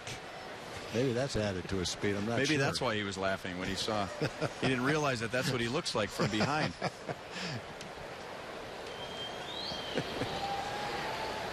This is Brian Flynn. So what would you rather have? A bald spot on the back of your head or a neck that was that big? I think I'd take the bald spot. I'll go with the bald spot too. I mean, you can. I'm not dealing with it. You can spray paint out a bald spot, but I don't think there's a spray paint out there. There you go. There you go. See, you can. I think there's spray paint that takes care of this, but if there's no spray paint that takes care of the neck. I've just made a commitment to Kurt Dykert, our producer, and Dave Burchett, our director. I'm getting spray paint for at least one game next year.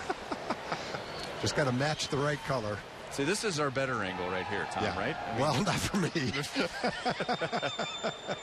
Front. My best view is the side with a headset on. It's going to be a whole different ball game. I don't know which game it's going to be next year. Well, make it a Kansas City game, would you please? I'd like to be a part of that. Maybe. Okay. Spray. It's got to be a day where I know it's not going to rain, because evidently when you spray that hair on, you do so at your own peril when you go out in the rain. It tends to just drip down the side of your face. So fortunately it doesn't rain in our box, our broadcast booth. Well, we'll see what happens. This is Calixte at third base, over to, and this is a mouthful for Rangers fans. Balbino Fuenminor is now at first base, and this is Brian Flynn. The Royals got him a couple of off seasons ago for Aaron Crow, who had some nice years in the Royals bullpen. And both pitchers ended up being injured last year. Aaron Crow had Tommy John surgery, never pitched for the Marlins, and Flynn pitched in just 6 games. He tore a muscle in the back of his left shoulder, but the Royals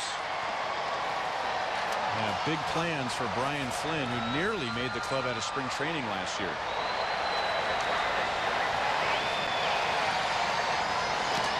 Inside to Ruggiano, 1 ball, 1 strike.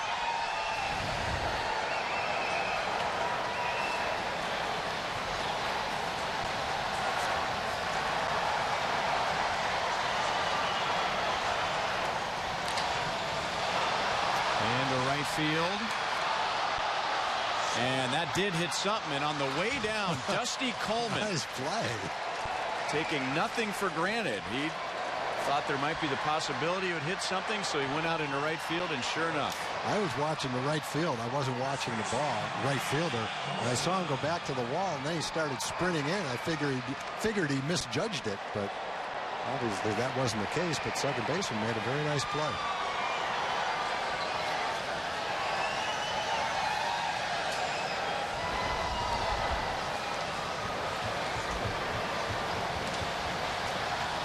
Still talking it over.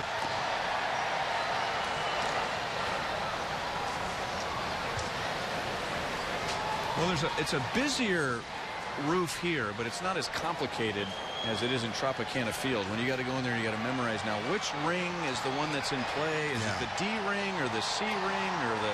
I get the media guide out every trip in there and go to that rule just to have some idea.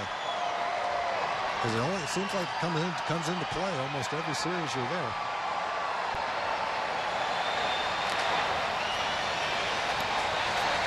This will be the 5th assist for a Royals pitcher tonight.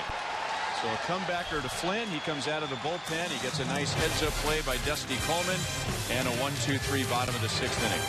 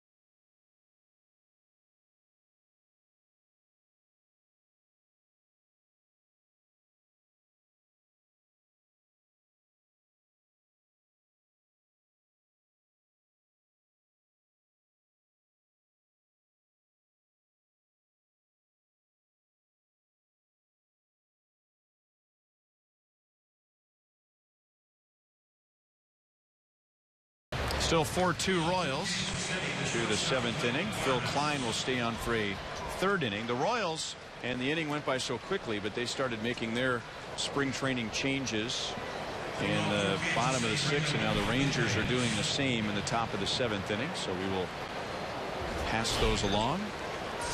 And one of those Royals changes was in center field. Raymond Fuentes. So he bats here in Kane's spot and hits it up the left field line and foul. Lorenzo Cain was 2 for 3 with an RBI. Raymond Fuentes spent last year at AAA Omaha. He is a former 1st-round pick of the Boston Red Sox. Spent a little bit of time a few years ago with the Padres at the major league level.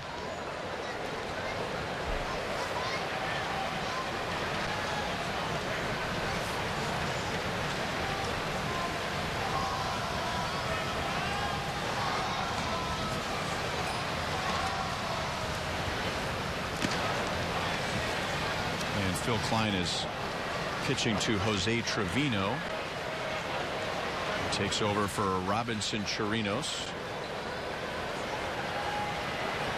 There's Trevino. Good breaking ball down and in. 2-2.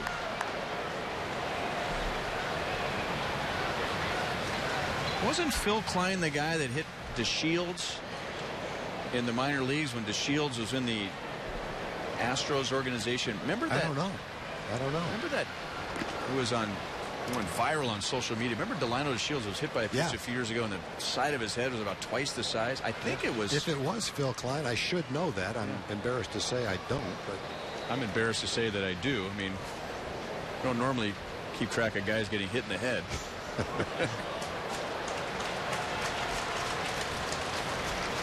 Fuentes takes a leadoff walk. It's been confirmed by Dave Burchett in the truck. You are right.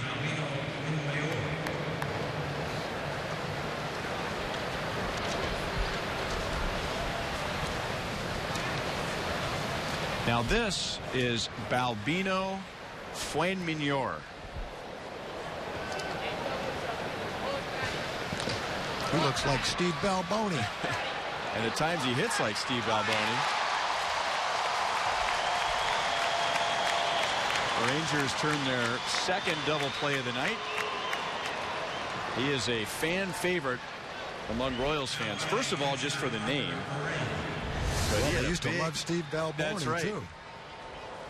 Well, and you know, Steve Balboni, he had that nickname, Bye Bye Balboni, and now it's Bye Bye Balbino. He had a big year at Double-A for the Royals last year.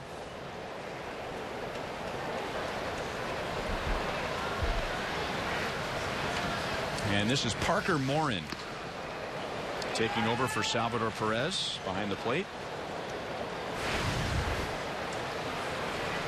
Royals are in really good shape at the catcher position with what we feel is one of the best in the game in Salvador Perez and guys in the minor leagues like Morin. And one step into foul territory. That was Jared Hoying making the play. So Klein gives up a leadoff walk. He gets a double play and faces only 3 in the top of the 7th.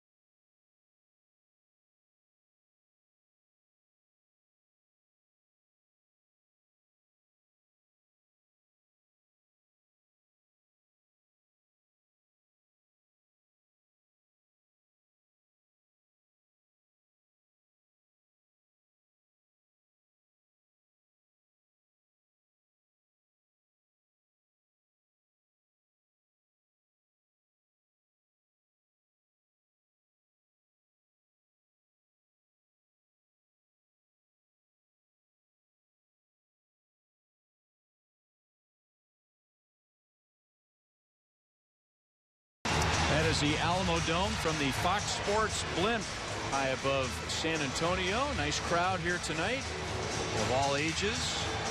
Big league weekend for the 4th consecutive year with the Texas Rangers as hosts. They've had the Padres here. They've had the Astros. They had the Dodgers last year.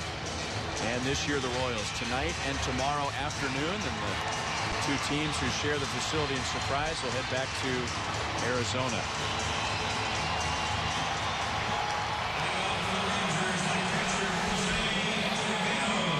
Royals, of course, won the World Series last year, and in doing so they had to get past a very tough Houston Astros team, and there was a point during the division series where it looked like the Royals season was over. They were down by 4 going into the 8th inning, but Royals season was highlighted by, and especially the postseason, one comeback after another, and they ended up knocking the Astros out.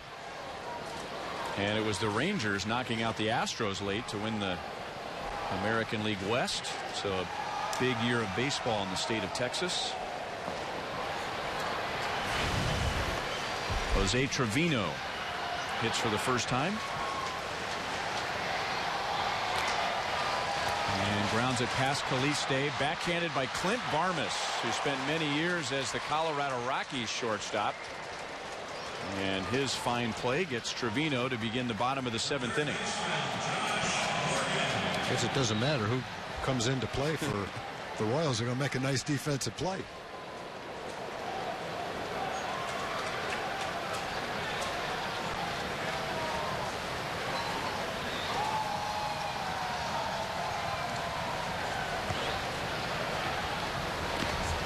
And now Josh Morgan, who has taken over at third base for Drew Robinson.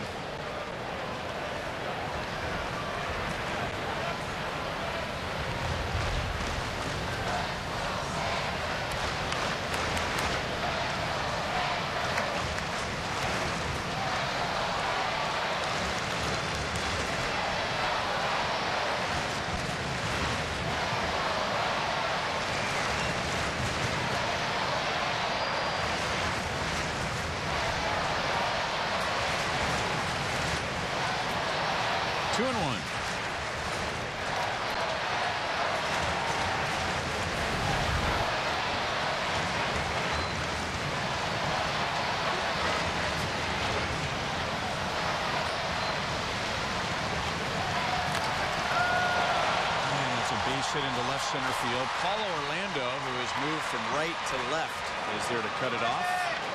And Josh Morgan is on with one down. Second baseman Doug Benier.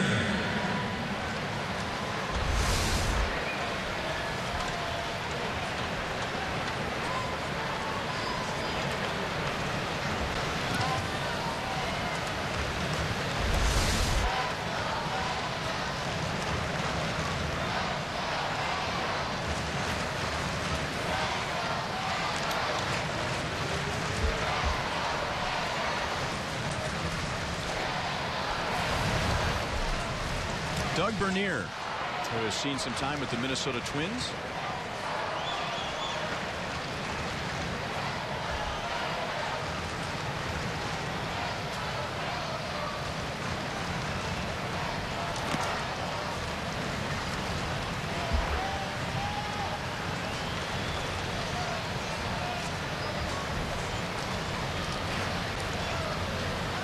These kind of games in a bigger stadium with bigger crowds are not rare. I guess the only rare thing about it is that it comes in the middle of spring training.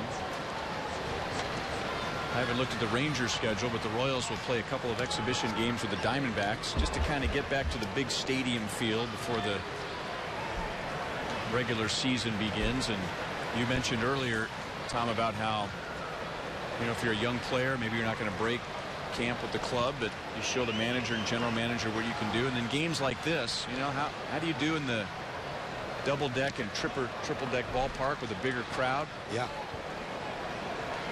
Rangers in the past, before this series in San Antonio, played several years in Las Vegas in the same kind of a game. And they always play some type of an exhibition game, usually a couple of them right before the season starts.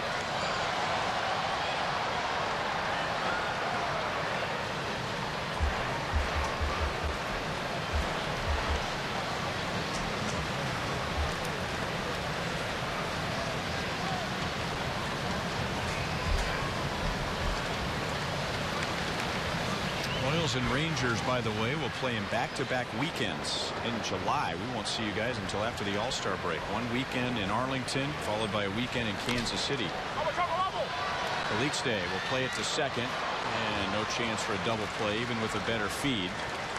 So Morgan's out at second base, 2 down. Last year, the Rangers won the season series 4-3. And as you were talking about Rangers filling out their spots at the back end of the rotation, it would shock some Royals fans that Chichi Gonzalez was not a lock with the way that he pitched against the Royals last year. Second major league start was at Kauffman Stadium, and he ended up with his first major league shutout. That is blasted to right field. My goodness. That is a fair ball and a 2-run home run into the third deck. Jared Hoying, who recorded the final out of the top of the 7th inning, hits one into the third deck to right field. So how about that for impressing the manager in a triple deck ballpark? He puts it into the triple deck and ties the game at 4. Yeah, the first couple of home runs were, one was questionable, one was a possible home run. That one, there's no doubt. You hit a ball like that down the line, you got a home run anywhere. The only question we couldn't tell, but obviously the umpire could tell whether it was fair or foul. Pitch on the middle part of the plate. And Jared Hoying launched that one to right field. Well, he's a kid the last 2 years in AAA who's hit 20 home runs and stolen 20 bases, so he's got some pretty good tools. The younger guys have gotten a lot of play in spring training. You tend to forget a guy like Hoying, who's put up 2 nice seasons in AAA. An impressive home run to right, and the Rangers have tied the game at 4.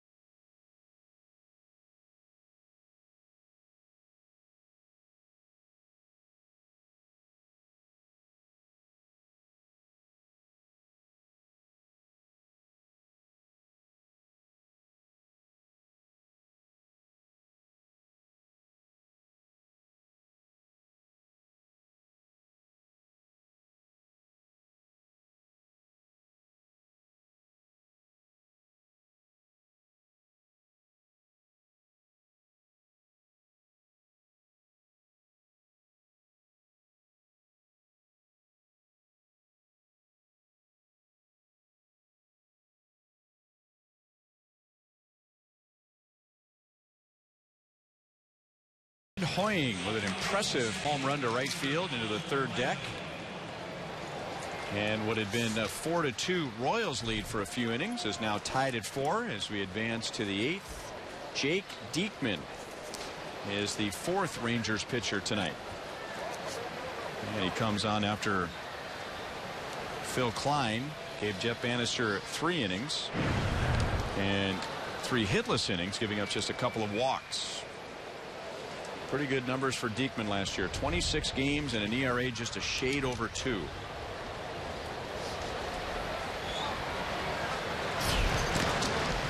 Talked about the trade for Cole Hamels and what that meant to the Rangers as far as starting pitching went. Sam Dyson and Jake Diekman were acquired at the same time, and what they did for the bullpen was equally as important, if not more important, solidifying the bullpen and kind of paving the way for the move into the postseason.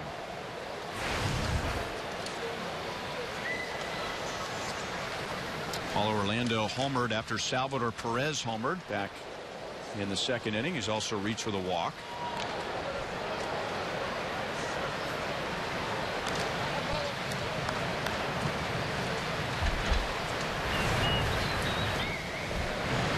So 3 hitless innings. That was not enough work for Phil Klein. I'm going to head out to the bullpen and throw a few more pitches. Yeah, and in a lot of cases in spring training, guys that are in competition for a starting job early in spring training sometimes don't get to their allotted innings. They get to their pitch count too quick. But in this particular case, Phil didn't get to his pitch count, but the Rangers want to pitch Diekman and Dyson today. And so it didn't matter how many pitches he got. He had to come out so that Jake could come in and pitch the 8th inning, and Dyson, I think, the 9th inning. Off the fist, and a diving play in right field. Now the Rangers with Jordan Danks, the longtime Chicago White Sox player, and Longhorn player, makes a nice play in right field. Very nice play. And that's a play that he in a regular game, in a regular field, he's charging that ball and picking it up as it's rolling to him. But here, because he was playing so shallow, he had a chance to dive and make a beautiful play out there. Guy who's played some center field in his past.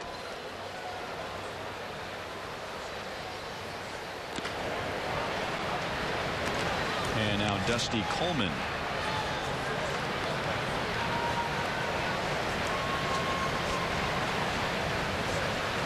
Dusty Coleman chipped in with a nice defensive play back in the 6th inning on a ball that was hit up into the roof and ricocheted off either a speaker or a steel beam, and what could have dropped for a bloop base hit behind second base. He raced out from second and made the play.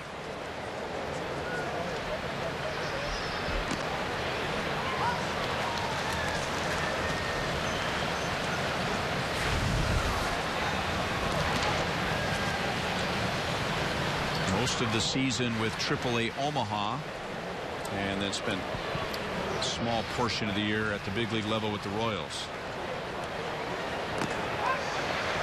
Fastball got him looking. 2 up, 2 down for Diekman in the 8th inning.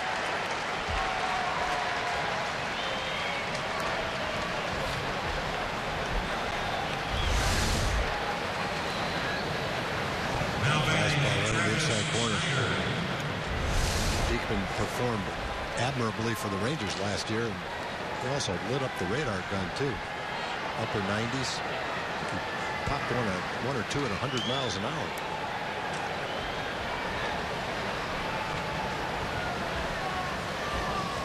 And this is Travis Snider.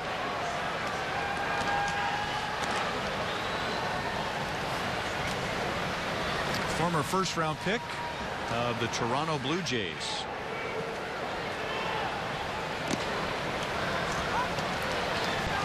Travis Snider is with the Royals on a minor league contract.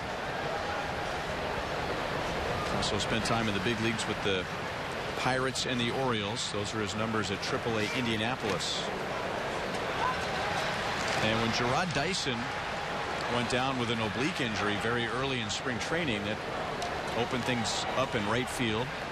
And Snider is still in that mix. And it's either a platoon situation in right field with Paulo Orlando or just maybe a reserve outfielder role. As Diekman comes on, he got some help on defense from Danks, and then strikes out Coleman and Snider to end the 8th inning.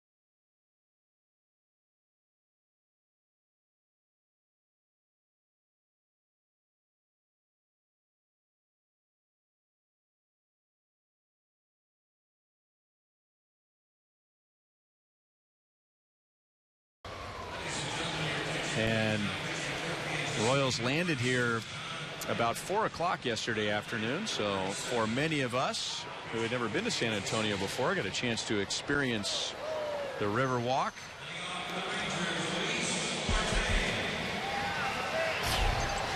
And now inside the Alamo Dome, a 4-4 tie.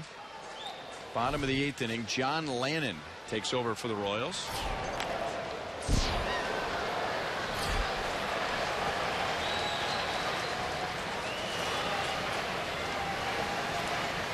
Lannon has considerable big league experience. He spent all of last season in AAA at Albuquerque.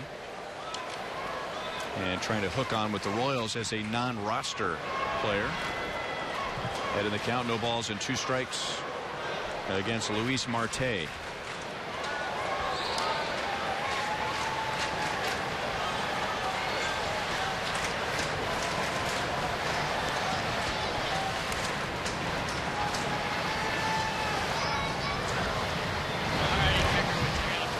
Breaking ball down, just got a piece of it, still no balls, 2 strikes.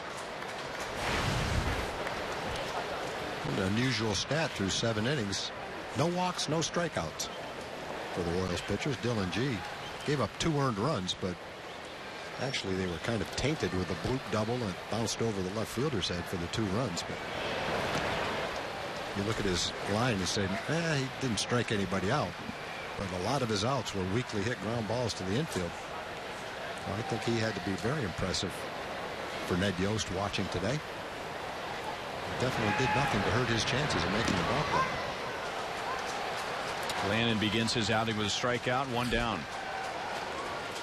Now, Dylan G has quite a bit of major league experience, but this is what we were discussing earlier, where you start making that transition in spring training to, okay, everyone's getting their feet wet, getting back in the groove. Now you have to start performing. And I would imagine, not just for Ned Yost, but any manager, now you're getting into that part of spring training where it's like, okay, is this guy going to throw strikes?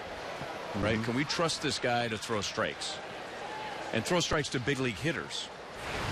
You can, looks like you throw strikes in AA or AAA, but you got guys that aren't as strict with the strike zone as they are at this level. Yeah.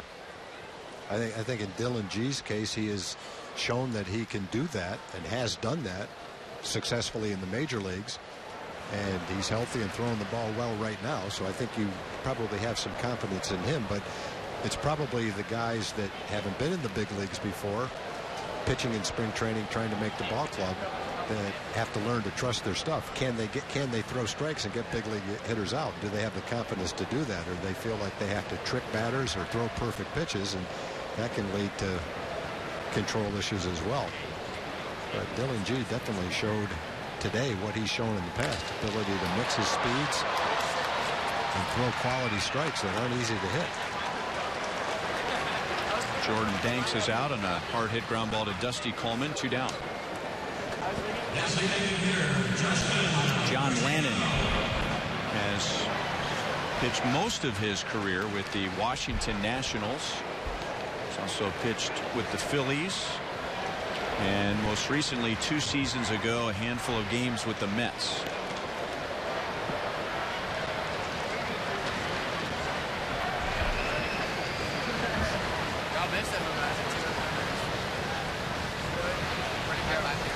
Best season for John Lannon was 2011 when he won 10 games for Washington.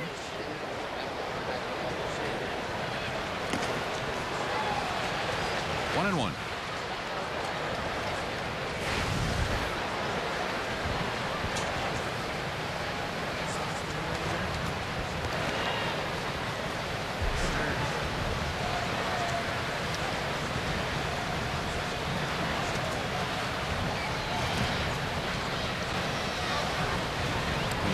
Go around. Trip Gibson is the first base umpire. 2 balls, 1 strike.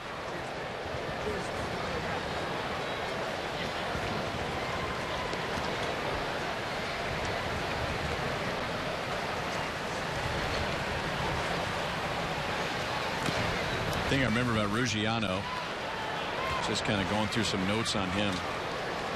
3 seasons ago in 2013, he was with the Marlins. They went to Kauffman Stadium. Tom, he was in the middle of an 0 for 42. Whoa. Now he got a hit, and what usually happens when you break a streak that long? Someone gives you a ball? Well, that, and he ended up with 3 hits in the game. You know, all the load off of his shoulders to get rid of the 0 for 42, and he ended up with 3 hits in the game. Wow. Yeah, I had one in the 30s in my first year of AAA ball one time, and you get past 20, and you start to wonder if you're ever going to get a hit again. I was just thinking, I don't know, and I haven't been doing this as long as you have, but I don't know if I'd seen an 0 for 42 I don't remember an 0 for 40 something unless well, even if it's a pitcher over 5 or 6 years, it's hard to go 0 for 42. I mean, it'd be hard for a fan who had played high school baseball to go 0 for 42. Sooner or later, you're going to get lucky and bloop one in, but you know, for a solid major league hitter to go 0 for 42, that's pretty remarkable. You would think you had to break a bat and have one fall in, or hit a little dribbler to the infield sooner or later to get a hit. Guzman pops it off of third, and Calixte has room, and that's the inning. So Lannon comes on in the bottom of the 8th. He faces 4, and now to the 9th inning in a 4-4 tie.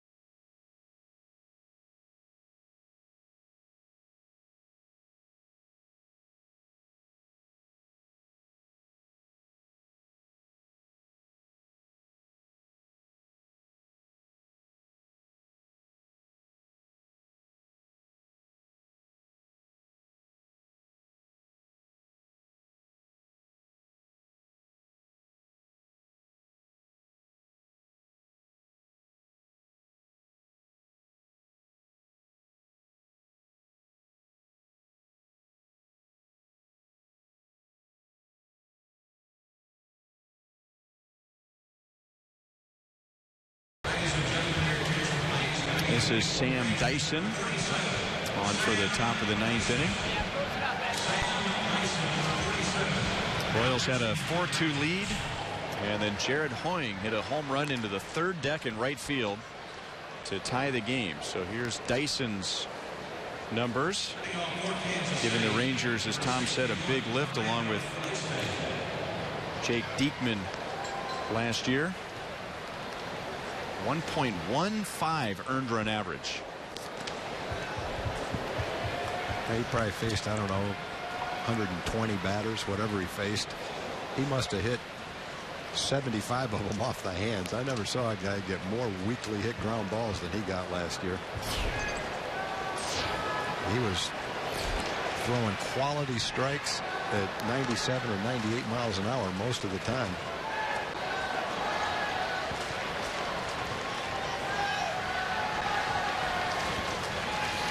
Orlando Calixte bats for the first time. Taps it out in front of the plate. And Trevino over to Guzman for the out.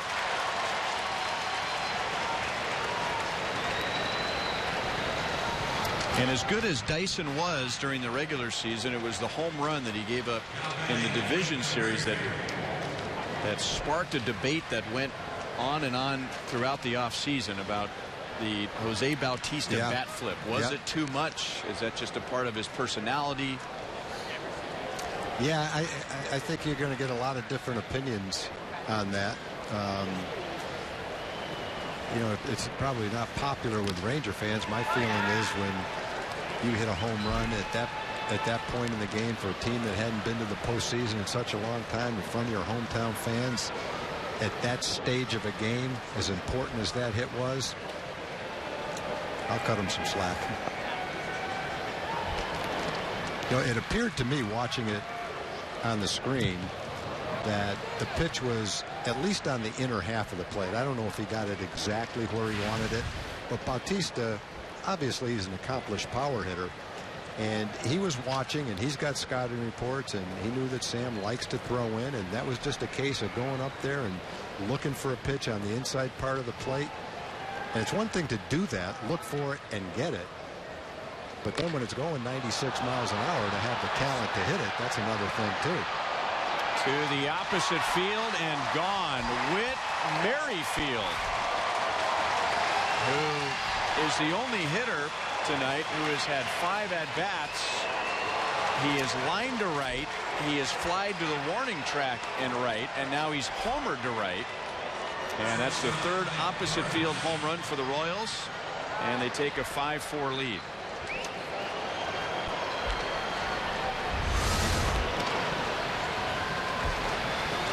Yeah, that one definitely didn't get in. That got most of the plate.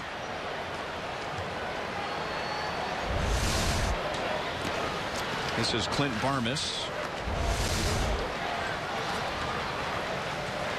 You'd have a pretty good story if you saw Whit Merrifield flip the bat on that one. A little bit different for a go-ahead home run in this game. But that's the kind of thing that you talked about it earlier. Can spark debate, boy. Can you flip a bat like that, or can't you? Is it an unwritten? Well, it is an unwritten rule, but what is an unwritten rule? The only problem I had with it, Tom, and you know, the Royals had Jose Bautista for a very short period of time, years and years ago, before he became what he is now. And when I say became, the type of hitter he is now. And it got Barmas on the hand, so he'll take first base with 1 out. And maybe this is what angered Dyson and the Rangers, not to mention just the heat of the moment and how that inning just unraveled. But if Bautista, and he does this from time to time, if he had just watched the ball go to left field and flip his bat, okay, fine. But he looked at the mound. You know, he looked at Dyson. It was a second. Yeah. But now I agree with that. Now you're bringing that's where I think you're showing up the pitcher. Yeah. Yeah. That's where it's not about him and the Blue Jays fans in that long drought. Now you're bringing in the pitcher. Nice backhand stop by Marte to keep it on the infield, but no chance to get Fuentes, who runs well. So 2 on, 1 out. Fuentes gets an infield single after a walk in the 7th inning.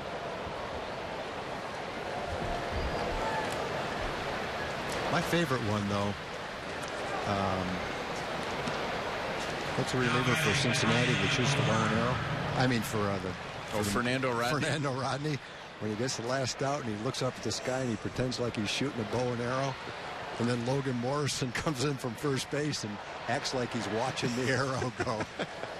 So now, is that showing up the hitters? I actually think it's kind of funny. But you can't do much to a relief pitcher. He's never going to get an at bat. Right. So, you know, when Dennis Eckersley comes off the mound after a save and pounds his glove and screams and yells.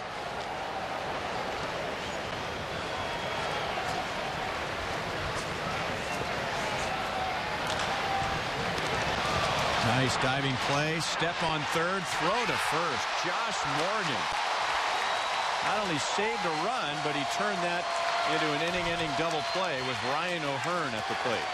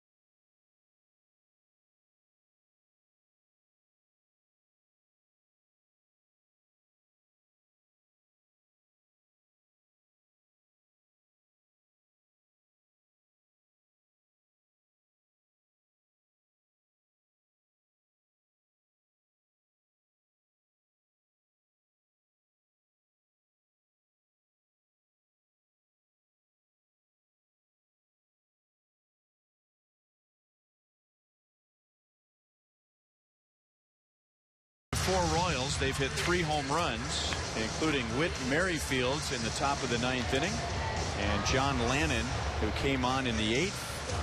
We'll try and close this one out with Alex Trevino, Josh Morgan, who just made a great play at third base, and Doug Bernier coming up in the bottom of the 9th inning.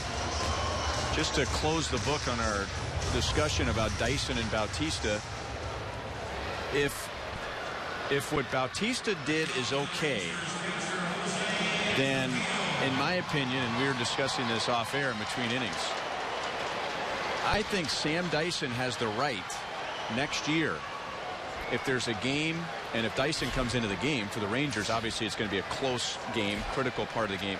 If he strikes out Bautista in a critical moment, he's allowed to pump his fist and stare down Bautista. Absolutely. And if Bautista has a problem with it, then the debate starts all over again. But if Bautista just says, okay, now we're even, well, then all right. That's the way it should be. Whether he's right or wrong, he did what he did. And to me, the best way to answer that, rope to center field. Jose Trevino gets a rally started here, maybe. Yeah, the best way to answer it, to me, is not with a pitch in the ribs, but it's 3 great pitches that strike him out in the key part of the game, or a fastball that breaks his bat in half and it's a little dribbler back to the mound. You know, and knowing Sam a little bit, he probably wouldn't do that. But if he did, Jose Bautista would have had very little argument, and I can't imagine that he would argue about it. You got me, now I got you. That's Pedro Siriaco running for Jose Trevino. I said Alex Trevino. Jose Trevino.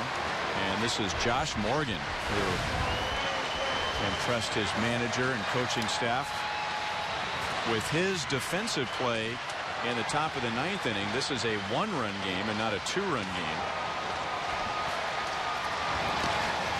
And Lannon is in with a strike, 0-1.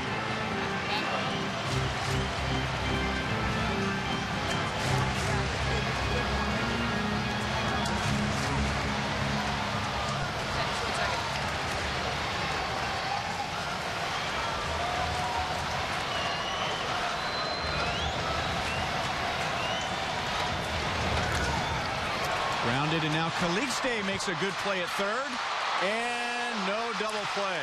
That would have been some kind of double play. I don't think the Royals could have duplicated that double play at the big league level if they turned it. Calixte makes a beautiful pickup, and he's got an arm. He throws a bullet to second base, and they almost turned that. That would have been about as nice a double play as you could see at any level.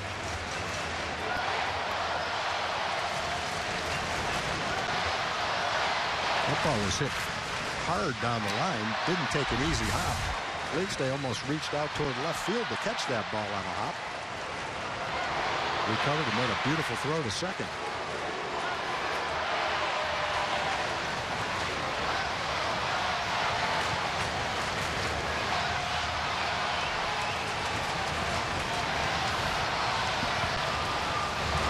Doug Bernier fouls it back.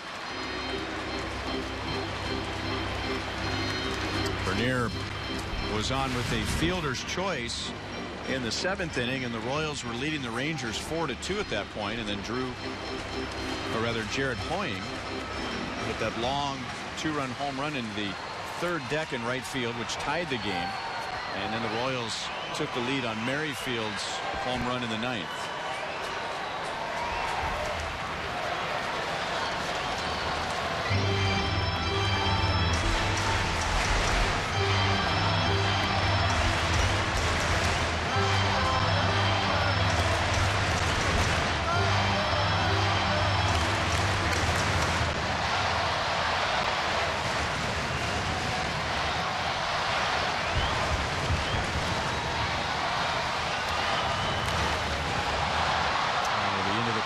To the right field side.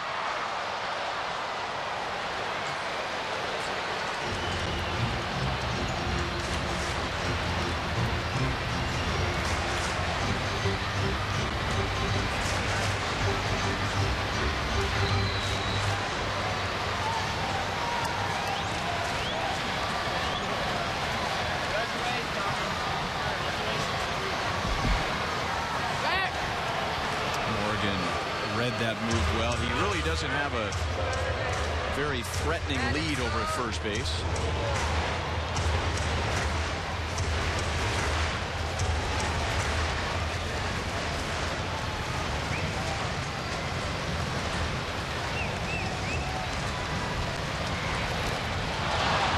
Got him. 2 down.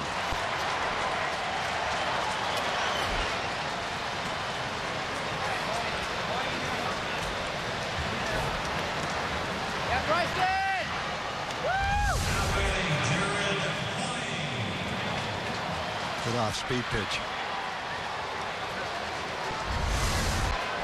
Tough pitch for a young hitter.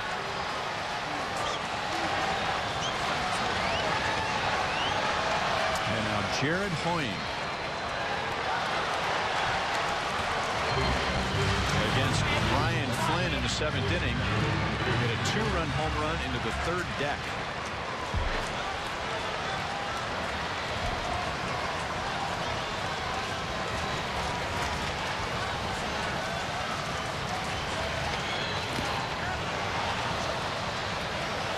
Swing.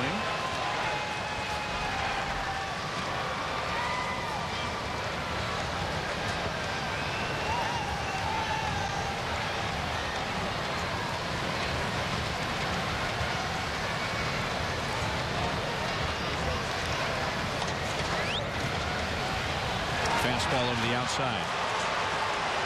So the Rangers are down to their last strike.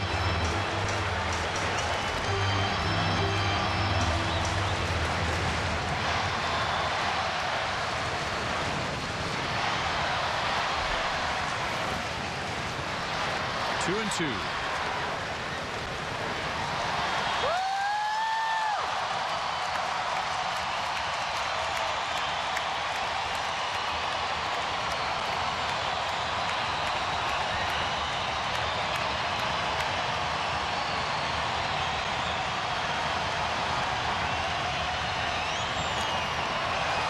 Still alive. Tom was telling you about the 2020 seasons for Hoying. 2 years ago at Round Rock, 26 home runs, 20 stolen bases. Last year at Round Rock, 23 home runs, 20 stolen bases.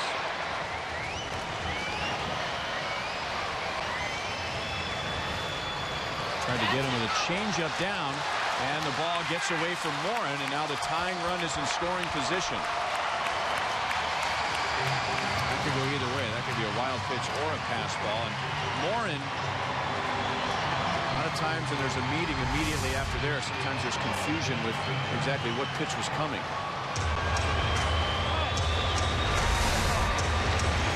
Did hit the dirt first, so they'll call it a wild pitch.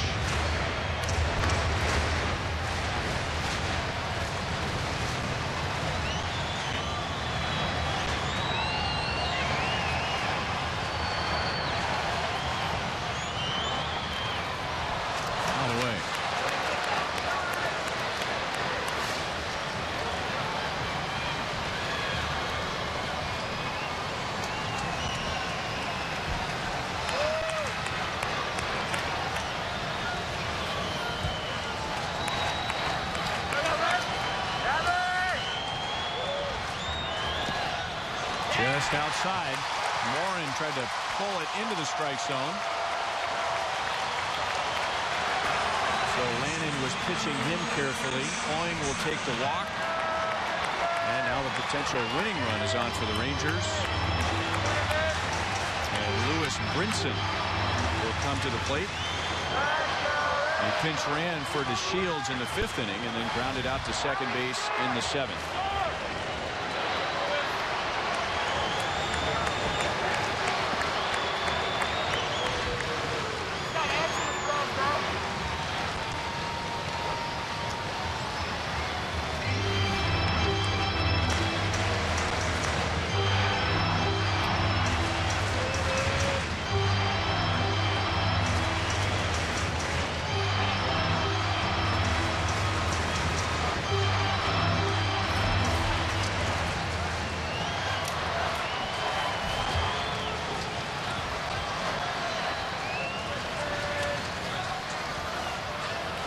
Low.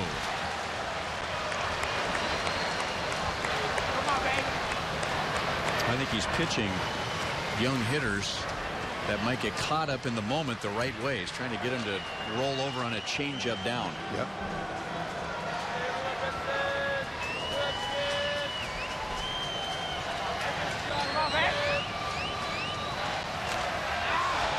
Back into the crowd. 1 ball, 1 strike.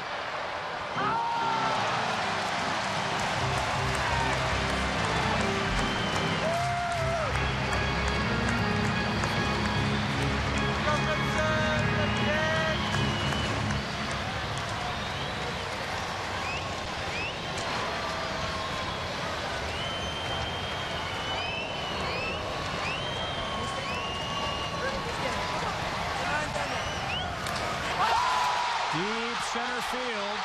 Fuentes will watch it land onto the tarp, and Lewis Brinson hits a 3-run walk-off home run.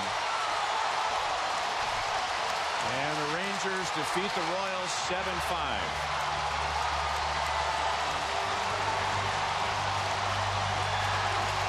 That's a pretty good celebration for a spring training game.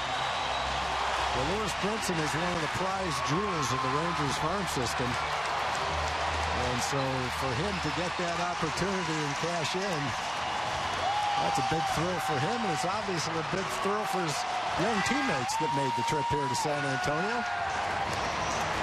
That's one he'll remember. Be able to talk about that when he gets back to camp in Surprise, Arizona, and eventually makes his way down to the AAA team. Getting ready for the Gatorade. Wait a minute. Double Gatorade. That's the best Gatorade bath he's ever had. 20 home runs last year at 3 different levels for the former first-round pick.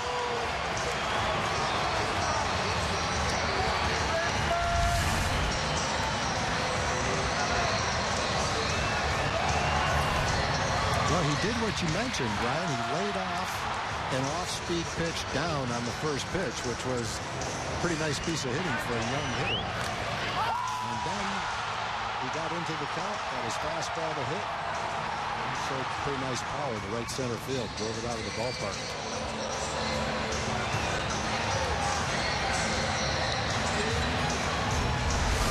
So game 1, thanks to Lewis Brinson of this big league weekend, goes to the Texas Rangers 7-5. And we will be back to San Antonio to wrap it up right after this.